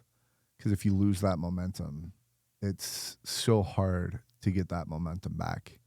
And then on top of that, I think it's Alex Hormozy and maybe Chris Williamson as well. They talk about when you want to be great in life, there's a lonely period that you go through. And do you have that lonely period being an entrepreneur now, would you say? Oh, absolutely. I think that anybody on any type of true road to greatness is going to experience some loneliness, because not everybody desires that high level of achievement. Yeah. And for you to even desire that, your mind has to operate differently than everybody else's. Yeah. So absolutely. And also, I don't know where this phrase comes from, but like the fact that the caterpillar enters the cocoon alone. Oh. Like, so whenever you're ready for that moment of transformation, whoa. like you there's nobody can come in there with you. Whoa. You really have to go on your own, hang off a tree sound crazy. Hang off of a tree. Going alone, like, hang off a tree and make that damn transformation. Hey, you might have to cut that one. That's wild. Hang off a tree is crazy. Oh, dude, I didn't even think of the one that... Hang off a tree is crazy. I didn't even think of it like that. That's... Hang off a tree is wild. Oh, my gosh. Cut that one. So, anyways, the caterpillar enters the cocoon alone. Whenever you're ready to transform, you got to go sit in solitude. Yeah, you're absolutely right. So, and that's part of what I was talking about, creating your own standard of being. You can't do that if you're caught up in noise all the time. And noise, and in this day and age, the noise is more challenging than ever, because let's say you lived in 1970, right? Mm-hmm. If you by yourself, you're good. Yeah. If you get alone, the only way people can reach you is if they call your phone. Yeah. And a house phone at that, you can get away from a phone pretty easily. Yeah. In this age, it's even harder to isolate than ever. Yeah. Because it's like, I mean, you could just look right here and you could just get sucked into a world. Yeah. Like you was talking about doom scrolling. Yeah. So it's an isolation from not only the people, but also all the influence. Yeah. To where you just get alone and just go be alone with your own mind. Mm. Because that's how you really get to know it. You know what I mean? It's almost like a date, right? Yeah. If you're not gonna really get to know somebody if y'all keep going out in group settings. Right. At some point, you need to have one-on-one conversations with them to understand them. Yeah. Right? In that same sense, when you're ready to know yourself, you need to have one-on-one time. You can't always be around in these noises of influence and think that you're gonna figure out who you are. Mm-hmm. My younger self was very scared to do that. I don't think I liked necessarily everything that I was at the time. Well, I'll say this. I wanted to be somewhere and I wasn't there. Right. And those kinds of conversations of like changing your habits and like cutting things out that were good, or like I always had FOMO, fear of missing out, you know? And it's like, oh, I'm going to do this because I'd miss out on it. And it's like, you know, later on in life, it's like, no, you have to say no to good things in order to be great. Yes. Ooh. Clip. Yeah. Clip it. Clip it. Yeah. Go ahead. What you talking about? Fear. You scared to face that person, right? I think Yeah. that we could bring it back to MMA. And that's another thing, like, is you develop a level of comfortability with fear. Mm-hmm. Because you're like, you are about to spar this person. Yeah. It's scary. Mm-hmm. But that doesn't mean you're going to turn around. And you realize it's scary. Sometimes that means that that's what you need to be doing. Yes. So I think that it changes your relationship with fear. Yeah. And realize how many of the things that you want are on the other side of something that you're scared to do. Oh. I'll even say like, ooh, when I like quit my job, it's like, no, and especially you hear all this like, oh, what are you gonna do for benefits? What are you gonna do for this? What are you gonna do for retirement? This, that. And that's another reason why it's important not to always listen to everybody, right? Or more so to know who to listen to. Right. But I say that though, because that when you look at the lack of security that comes from that, That's scary. Mm-hmm. But like, what's on the other side of that? Right. Right. Or you talk about a sparring match. Yeah. That's terrifying. Yeah. That's another man gonna try to kill you. Yeah. But what's on the other side of that? You know what I mean? Yeah. And when you, not when you defeat that person, but you defeat that doubt in yourself that said that you couldn't even show up. Yeah. So that, or whether it be like it's a female that you're interested in, and you like, oh, I'm scared to go talk to her. Yeah. So that could have been your wife. Yeah. So that is another thing. Yeah, like really realizing that fear is in some ways something that you need to be acquainted with. Yeah. Like or that little like, oh, I got my heart's racing, and it's like maybe that means that you need to go do something. 100%. Yeah. And I think a lot of people go through life not wanting to face that fear of quitting their job or taking that risk. You know, I've been mentioning Alex Hormozy a lot. And I gotta say, be logical too. When you quit your job, be logical. That's true. I'm definitely not Mr. Right. Go quit your job, because within reason. But you had things set up before you quit. Yeah. And you didn't just say, all right, I don't have a plan, but I'm going to quit my job. Right. You had a plan. You set things up while you were in your plan, or while you were working, so that you could quit your job. Right. No, I just want to give a disclaimer that I'm not telling everybody to go quit their job. Yeah. I agree. And it's really important to make sure that you have a plan to make income if you are planning to quit your job. So right. You can't just quit and then be a homeless person, right? Like, right. Like that's not good. So so ChatGPT got me a few questions that I'm like meh about, but I want to ask just because I said it was that you were like kind of a deep thinker, and I'm curious if these will create any like deep moments of thought or anything like that. So one of the things is stoicism, existentialism, or something else, if you know what those are. Do I know what those are? Yeah. I have an idea what stoicism is, but I couldn't give you like a definition. Existentialism, I can't say I confidently know what any of those things are. Yeah. I kind of like got a gist of it. Okay. Existentialism is like your perception of where you are in the world. Is that what that is? Yeah, and then stoicism is just like, I would almost say like one of the reasons why I'm like a little apprehensive about it is because I don't know that I could elaborate on them very well. But stoicism, I think that your personal questions for me better than ChatGPT questions, honestly. Yeah. Because those are a little. I mean, I know that thing probably doesn't know me like you know me. Yeah, that's true. Those questions. I mean, those aren't bad questions, but comparatively to what you've asked me already, I don't think that those are. That's great. Okay, so then I feel like we've been doing deep philosophical things the entire time, but so I'm gonna skip over these and I want to get into dating and relationships. Okay. So not to put you on blast or anything, but you're currently single. Yes, sir. And right now it seems like you're doing a lot with your business, and you don't have time. I don't know. Like I can only imagine how much time you have in the day to be able to focus on relationships and all that. So are you balancing trying to find? It sounds like you want it. So I would say a recent realization has been like, it's not as much that I don't have time. It's as much as the woman that I find has to have some accommodation for the fact that it's not going to be every day. Yeah. It's not going to be every other day. Yeah. It might be once a week. Right. It might not be next week. Right. You know what I'm saying? Right. So I think that's kind of the thing is finding somebody that is accommodating to like, look, I got to tell you where I'm at right now, because where I'm at right now is I'm chasing my vision. You know what I mean? Mm-hmm. So in the pursuit of the vision, right, it's not it's not glamorous. Yeah. Let's put an analogy. How glamorous is fight? If you ever been through a fight camp, Yeah. it sucks every day. Yeah. It's terrible. It's not glamorous.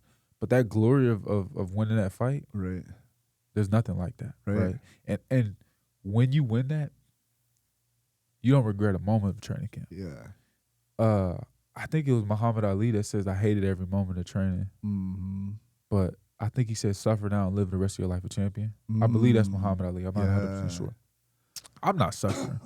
I'm not suffering by any means. Mm-hmm. But in the regards of where something is being built right now. There's a suffering to that. There's a type of suffering, right? Yeah. There's and we're building right now. We're in this building stage. Yeah. And I need a woman that'll kind of meet me there. That's like, all right, I'm cool with kicking in this half constructed house. Yeah. Because that's what this is in regards to my vision, right? Right. And not like, because I think that there's a lot that are like, they rather see either something more stable, or they want to see the end product. Yeah. So I wouldn't say that I don't have time for it. Right.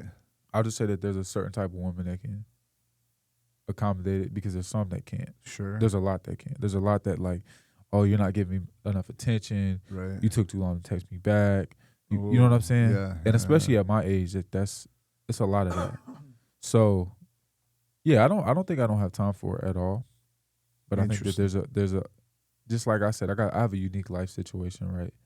In that, my perspectives are different. Yeah. My goals are different. Yeah. So that being, my relationship can't look like the 25-year-old that just has a day job. Yeah. And after his day job, he can hang out with you all day. Yeah. Because I can't do that. Yeah. Do you see your future wife working in the business? I don't think like has to be, but I wouldn't mind. I'm not opposed to it. Yeah. And if not working, definitely like you'll help me out from time to time. Right. Especially because I'm terrible with computers. Yeah. So, well, I'm not terrible with computers, but comparatively to like computer people, right. like I'm a tradesman, so like yeah, I'm not the best with computers. So yeah. One of the things that I've heard, like, and I do this with some friends as well, is like, we'll hang out and we'll work, right? Like, so like that. So that person will work on his own thing, and I'll work on my own thing, and maybe every so often we'll be like, hey, what do you think about this? Right. Do you see an environment like that happening, or? I can see that. Yeah, I can see that. It's. I feel like, well, I was gonna say I feel like for being an electrician and in that world, it might be a little bit harder, but because you have to be at places. But you talked earlier that you're kind of like sending people to those places more so than, and you're managing things on the back end and stuff like that. So that's stuff that your wife could be there for, and she could be doing her own thing, and you could be doing yours. So, what do you look for in a future wife, other than like they need to be flexible with your time and all that? Definitely peace. I can't stand chaos. Well, I mean, I like fighting. I like that type of chaos. But like, even then, I like it controlled. Like, I like sparring. I don't want to just be fighting people in the street. Yeah. And in my home, I definitely don't want chaos. Right. So peace, kind of like, I don't know what you call this trait, but when things are going bad, I don't need you to make them worse. So I would like a woman that it's going bad. It's going all bad. But the attitude is still good. Yeah. Like, we're still like, okay, we're going to make it through this. Because that's how I am. Yeah. And with me being like that, if you're not like that, right. Oh my goodness, when we're in a bad situation, if I'm trying to be Mr. Positivity for both of us, right, I'm going to be exhausted. Yeah. Right. And you're trying to be like, you're pointing out the negatives. Right. I'm going to be exhausted. So that's huge too.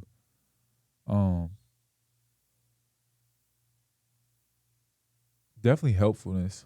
Yeah. Right? Like the desire. Because for me, like, in the same way that I in loving myself, I want myself to be better. Mm-hmm. In loving my partner, I'd like to help my partner be better too. Yeah. And I'm not a perfectionist by any means, but if I see you struggling with something, I like be like, hey, you want me to help you with this? Yeah.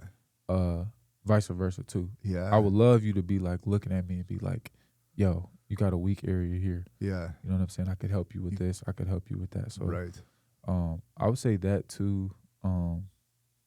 Yeah. One of the things that I would say I value is the making each other better people. That's one of the biggest things. I do want to be challenged, right? Like, hey, like you said, like, hey, you could be better if you change this about you, or you did this instead, or something like that. And then another thing that I really value is like deep conversation.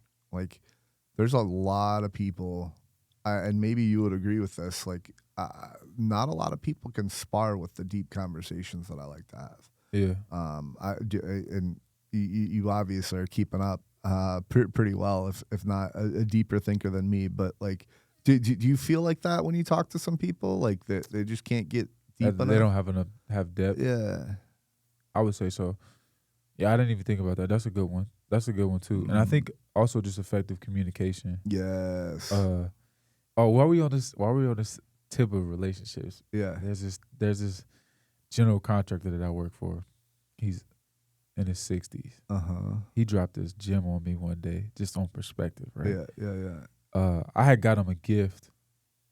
I went on a trip and he asked for a souvenir, so I got him a souvenir, right? Yeah. And he was like, my wife took it from me. She took it from me. She put it in a china cabinet, but man, it was nice. And I was like, why didn't you just hide it from her?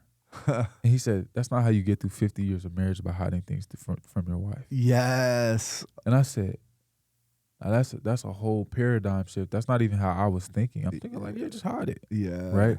Right. But that creates distrust. And over something so little. Mm-hmm. So when I say that, that transparency and communication. Yeah. If you hate my t-shirt, say that to me clearly. Yeah. Don't be like, you think you want to maybe wear it? No. Right. Say it to me clearly that you hate this shirt I'm wearing. Right. And then we can get somewhere. Yeah. Because if you're like just beating around the bush, we're actually never going to reach any conclusions. Right. But the sooner that you clearly communicate to me the truest of what you believe and what you think and what you feel, the more we can move forward. And I can be like, either I can be like, okay, I'll change shirts, or I can be like, I don't care. I love this shirt. Yeah. And now we're dealing with each other at face value and not playing games with each other. Right. So I think a deep level of transparency and communication is huge. Right. Yeah, I agree. You know, it is also a fine line, because it could be your favorite shirt and you could be offended that she says that. Right? I still want to hear it. Yeah. Okay. I still want to hear it, because me personally, if like I told you, I might say I don't care. Mm-hmm. I might say I don't care. I'm gonna wear this shirt, but I want to hear how you truly feel, though. Yeah, you know what I mean? I think it's hard to create that safe space as well, right? Like, and it's a nuance. It's a nuance to doing it, and especially from a male perspective with women, it's a nuanced way to respectfully communicate that. Yeah, because she can say I hate your shirt to us. Yeah, you can't tell her I hate your shirt. Right. But if she asks about it, you still want to be honest. Right. But you know, the minefield. Yeah. The minefield, right? Yeah. But at the same time, you have to say it. And that's just nuanced communication, that, you know what I mean? But figuring that out. Like, so to a certain extent, some people might look at that as a double standard. You're saying you want her to say, hey, I don't like your shirt.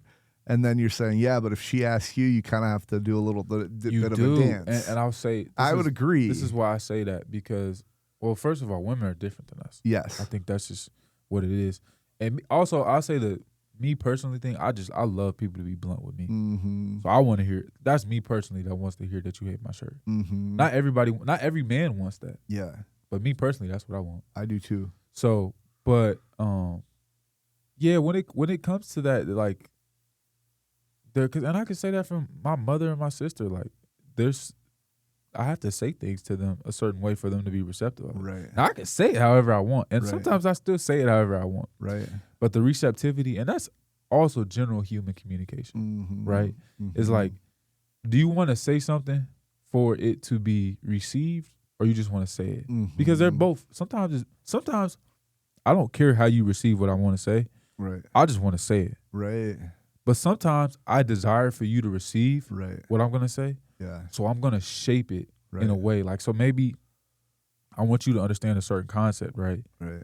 So I relate it to MMA because I know you like MMA. Right. If I have a desire for you to receive that, I'm going to shape my communication in that way. If I just want to say it, I'm just going to say it. Yeah. So that has to be analyzed as well, right? Yeah. But in a relationship, right, and that's kind of what I was talking about, communication. Yeah. In a relationship, if you love that person, you desire for them to receive what you're saying. Right. And if you desire for them to receive what you're saying, maybe you need to package it in a certain way. Yeah. And that's not necessarily tiptoeing. Right. But maybe, and especially because you know this person, you speak in a language that they will understand and receive it. Right. So that's maybe I'll clarify that because I'm not tiptoeing at all. Yeah. But I definitely understand that sometimes if you want somebody to receive a message, you have to say it a certain way. Yeah. Even I think one of my favorite examples of that is Malcolm X. Yeah. Because Malcolm X is pro-black, black nationalist, like all for the black cause, right? But he was wearing suits. He was dressed like a businessman, right? Yeah. Now, he had his message, right? Yeah. And his message didn't match the suits. But in order for him to get on TV, to get on radio shows, he had to match and be receivable, right? And be articulate to reach the people he wanted to reach. Yeah. And that's something we have to be cognizant of. Who are you trying to reach? Yeah. Because that determines how are you going to speak. Yeah. How are you going to, because I'm not going to, so if I'm working in the field that day, I'm not going to show up in a suit. Right. Because I don't want to be received that way. Yeah. So being aware of, your perception and how you're being received, how you're communicating, not just with your words. Yeah, it's interesting. My dad, I grew up with him. He's not socially savvy at all. And one of the things that I learned from him is, if you don't hear them say that like he's super hardcore religious, and he'll have religious conversations with people, and like people will just not talk, or they'll shut down, and like they'll dance around the question or whatever else. And my dad's philosophy on that is like, well, if they don't tell me they don't want to talk about it, then I'm gonna assume that they want to keep talking about it. And like that's such a toxic way of going about things from time to time, in a lot of ways, because sometimes their nonverbal social cues is enough to be able to be like, all right, I get it.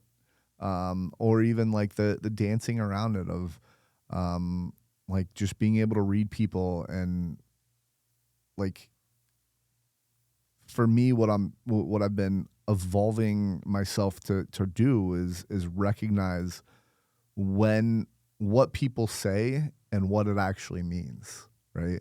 And it would be so much easier if people would just say what they wanted to say, but that's not reality, right? And so I can't go through life expecting them to change on my behalf. I have to go and change based on what I hear them saying, right? So that's interesting. Okay, so we're at an hour and 53.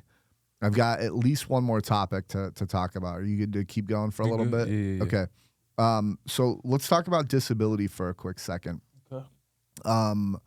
Can you just go into, obviously you're able-bodied. It's not obvious. You can't see my legs. Well, I can see that. You're right. The viewers cannot see. Sorry, guys. But no, so you're able-bodied. I think it'd be pretty hard to be an electrician if you weren't too, right? Hey, that'd be tough. Yeah. But so one of the things that I have a preconceived notion or thought about is I think with everybody that I meet, there's an elephant in the room about my disability. Okay. And I think that I'm learning that I don't know that that's the case as much as I've made it out to be. And one of the things that I've really worked hard to do is get rid of that elephant in the room as fast as humanly possible. So like I'll make wheelchair jokes about myself. And so then people get a little bit more comfortable with maybe asking me about it or I'll just like in most job interviews, I will tell everybody what my limitations are, why I'm in a wheelchair, because I don't want them saying, oh, I don't know that he can do this. I don't know that he can do that. So you don't want maybe people playing the assumption game. Yes. Yeah. I don't want people playing that assumption game, but I also don't want people just to be like awkward, like, I don't know how to help this person. So I guess one, what are your thoughts on that? And then two, what is your experience with disability in your life? So I think, my thoughts on that is, I mean, that's exactly what I was talking about transparency, right? Yeah. I can't meet you where you are if you don't tell me where you are. Right.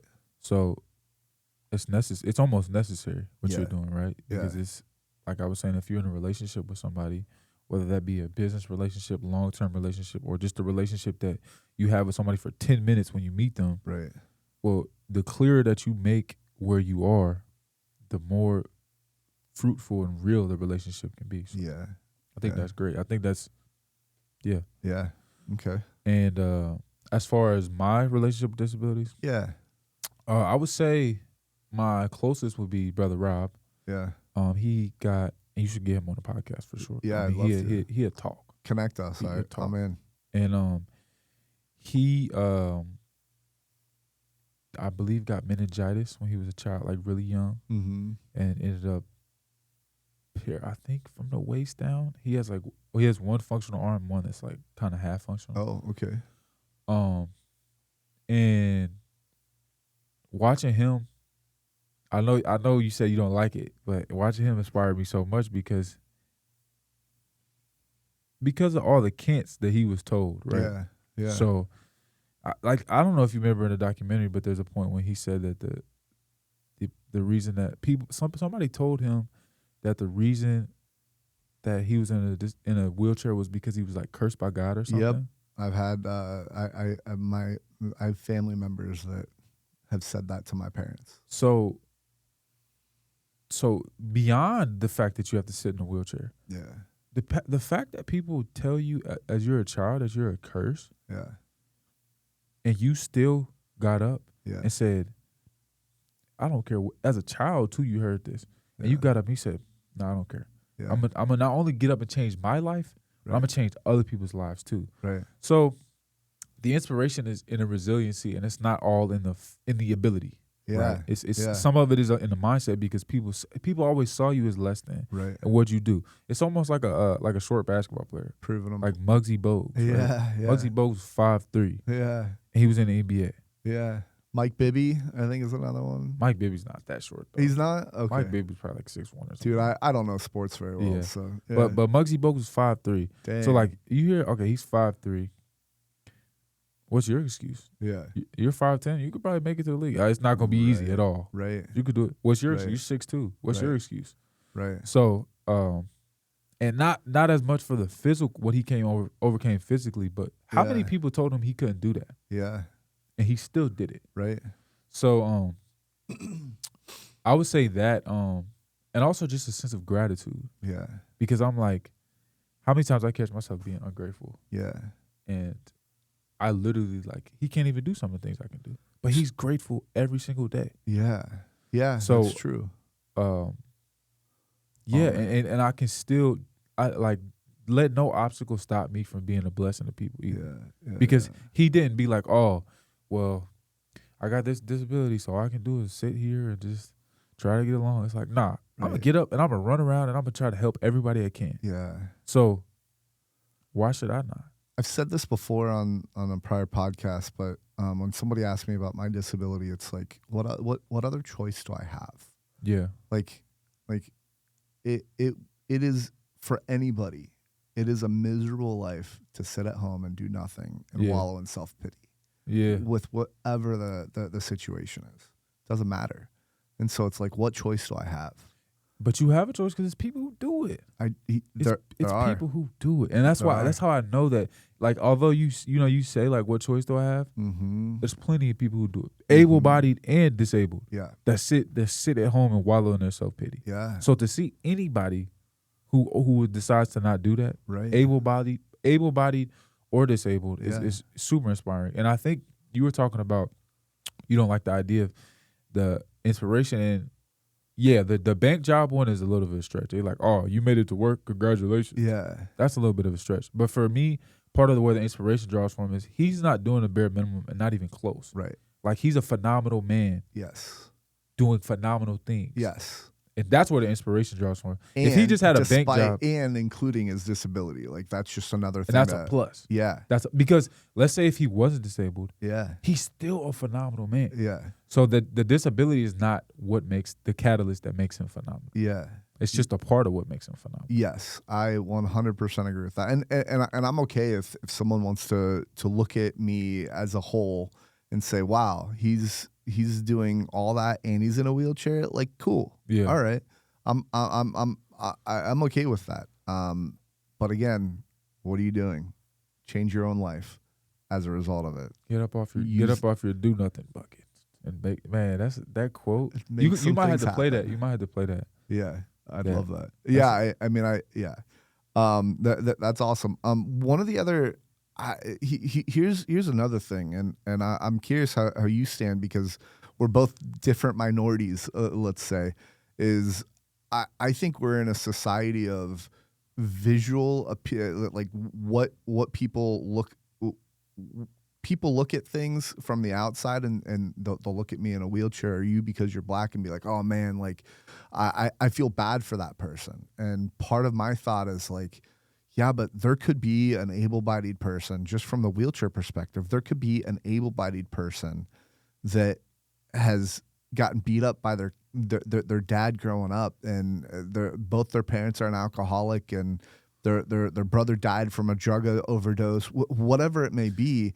And those are some internal struggles that, like, man, I wouldn't choose that life to save my life. Right. Like, I'd rather be disabled in that moment. And so it really bothers me, because people think that they try to make you a victim. Well, yeah, not necessarily victim. I just, like, it's so surface level. Yeah, is what I'm trying to say. It's like, oh, like I mean, like, not to get political, but like there are doctors out there that have said, oh, your child's going to be born with spina bifida, you should abort them because they're not going to have a good life. And if I'm an example of that just not being true, it's that. And again, I don't want to get into politics with that, but at the same time, the stereotype there of, oh, that person is disabled, therefore their life must suck.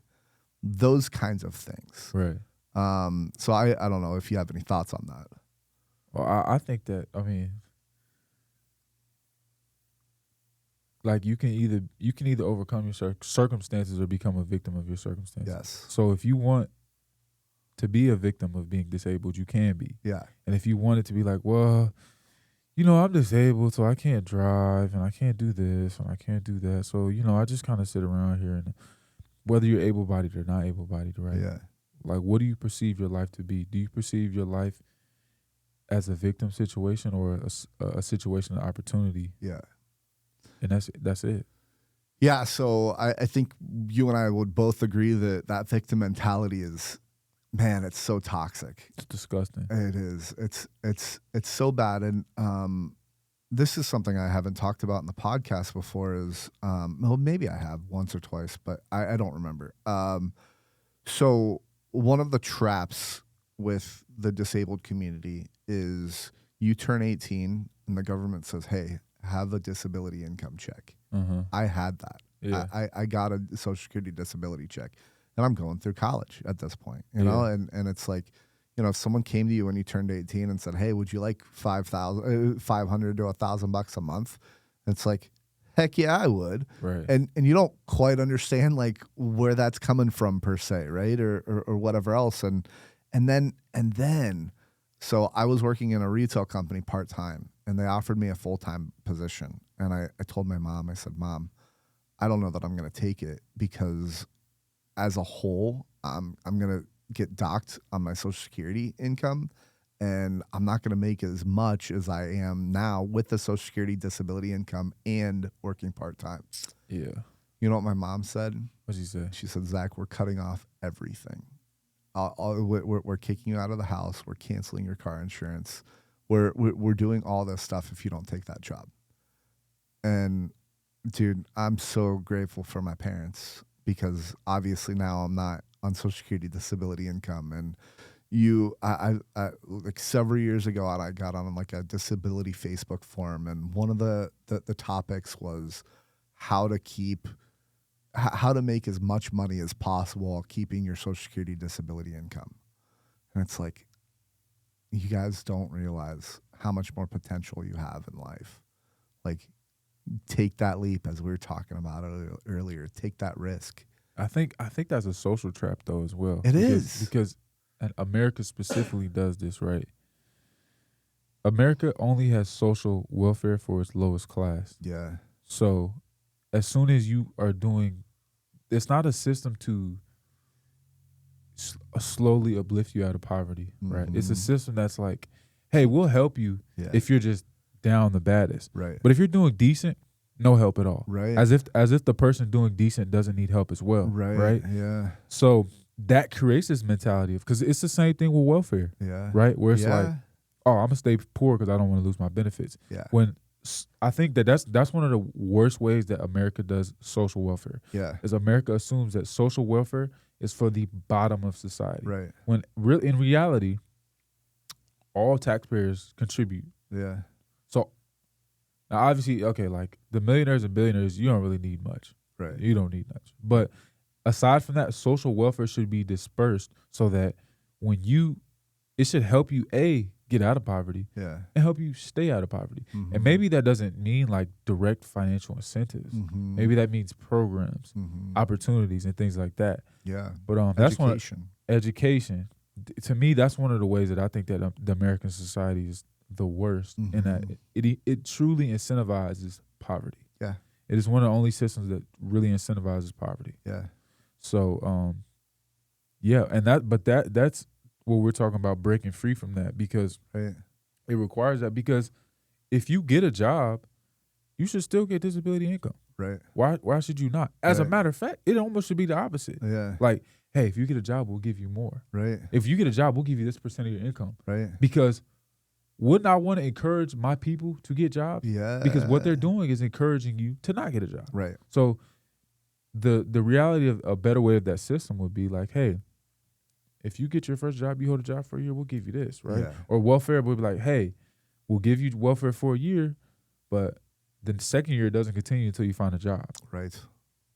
And then it keeps going up. You get a minimum wage job, we'll supplement that. Right. You get a job making more, we'll supplement that. Hey, once you start making $30 an hour, we can't do it anymore. Yeah. But like an actual like system of pushing betterment, not just like, let me stay poor so the government will help me. Yeah.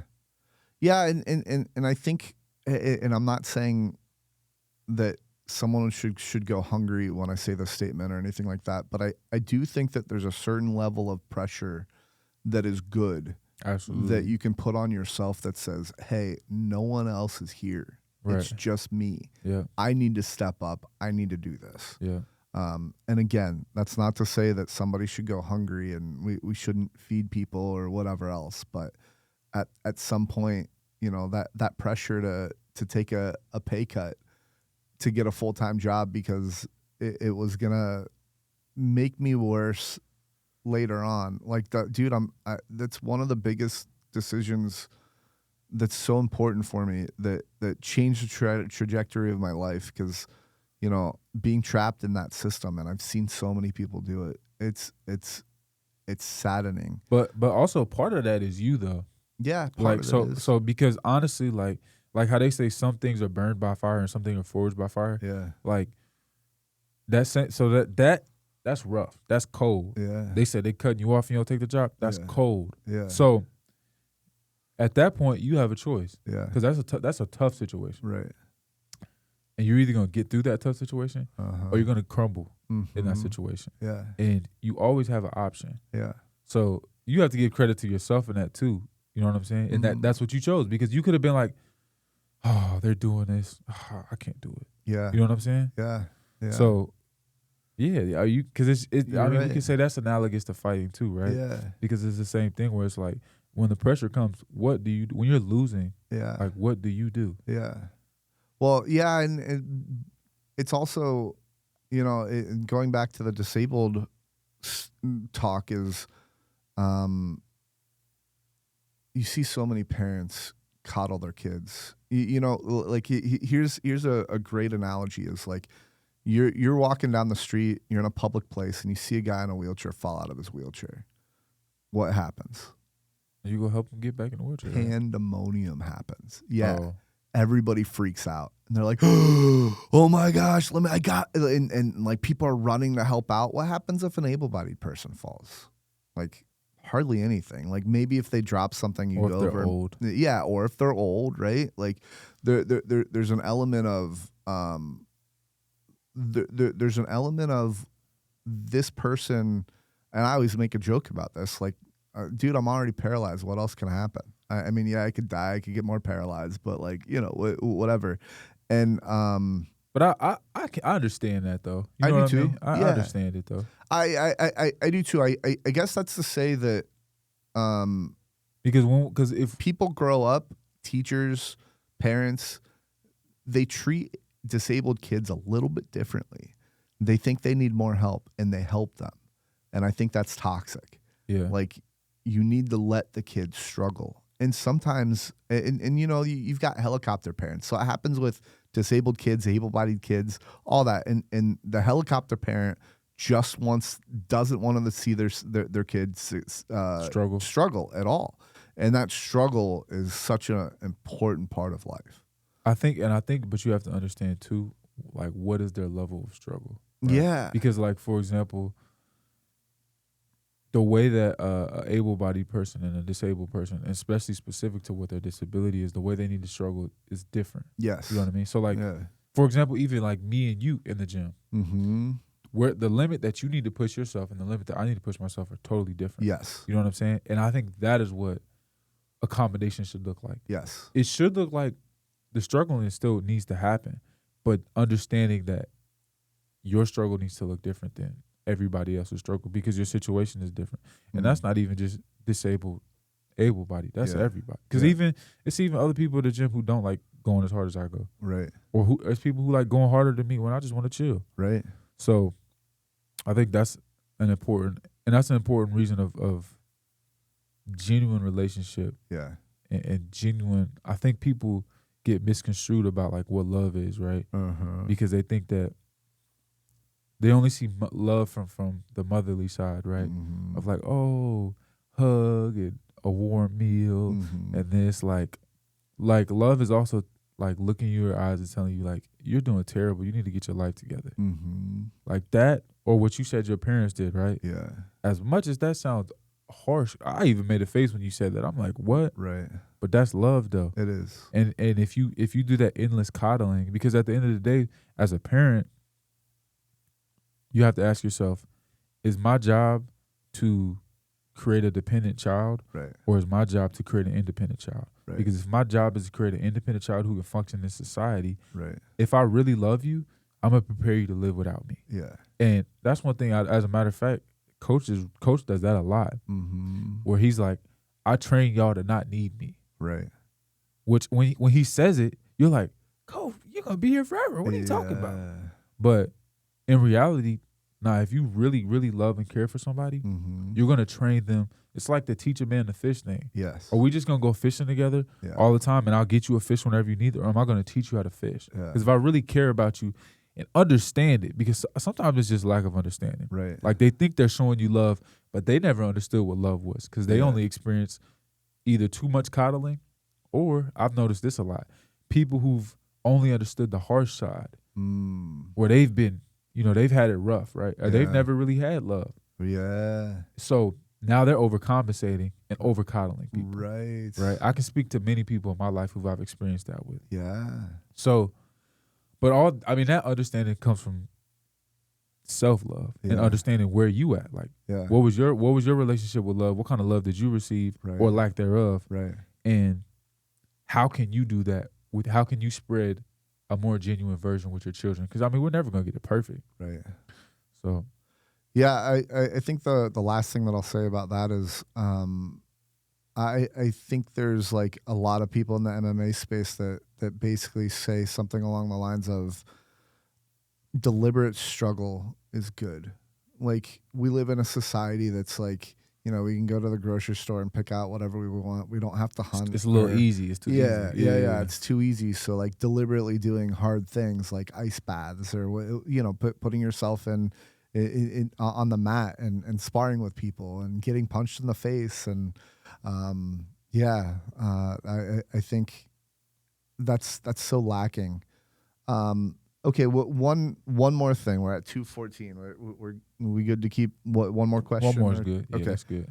One of the things that I'm really passionate about is purpose and finding purpose. And I've heard growing up some people say, find your purpose, find your passion, find whatever. And that rang so hollow to me because I didn't know exactly what that was.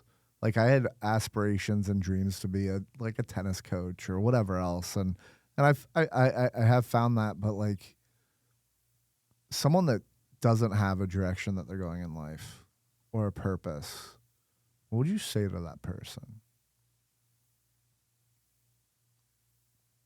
First, find out what do you believe and why do you believe it. Okay. And we talking from a religious perspective? A total perspective. Yeah. Like, what do you really believe about life? Yeah. About what is right, about what is wrong. Yeah. And then turn that into action. Yeah. So once you find out what you believe and why you believe in it, align your actions with that in your life. Yeah. And you're on your way. Yeah. Action. Because as soon as you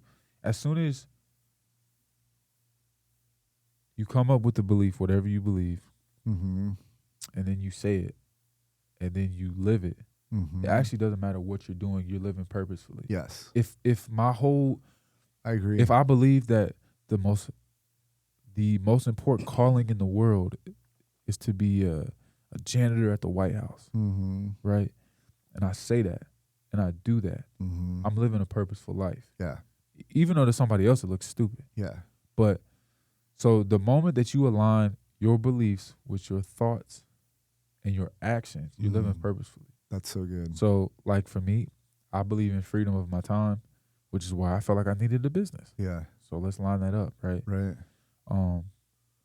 I believe in helping people, which is why I have this desire to make this program to train young black men in the trades. Yeah. So I believe it.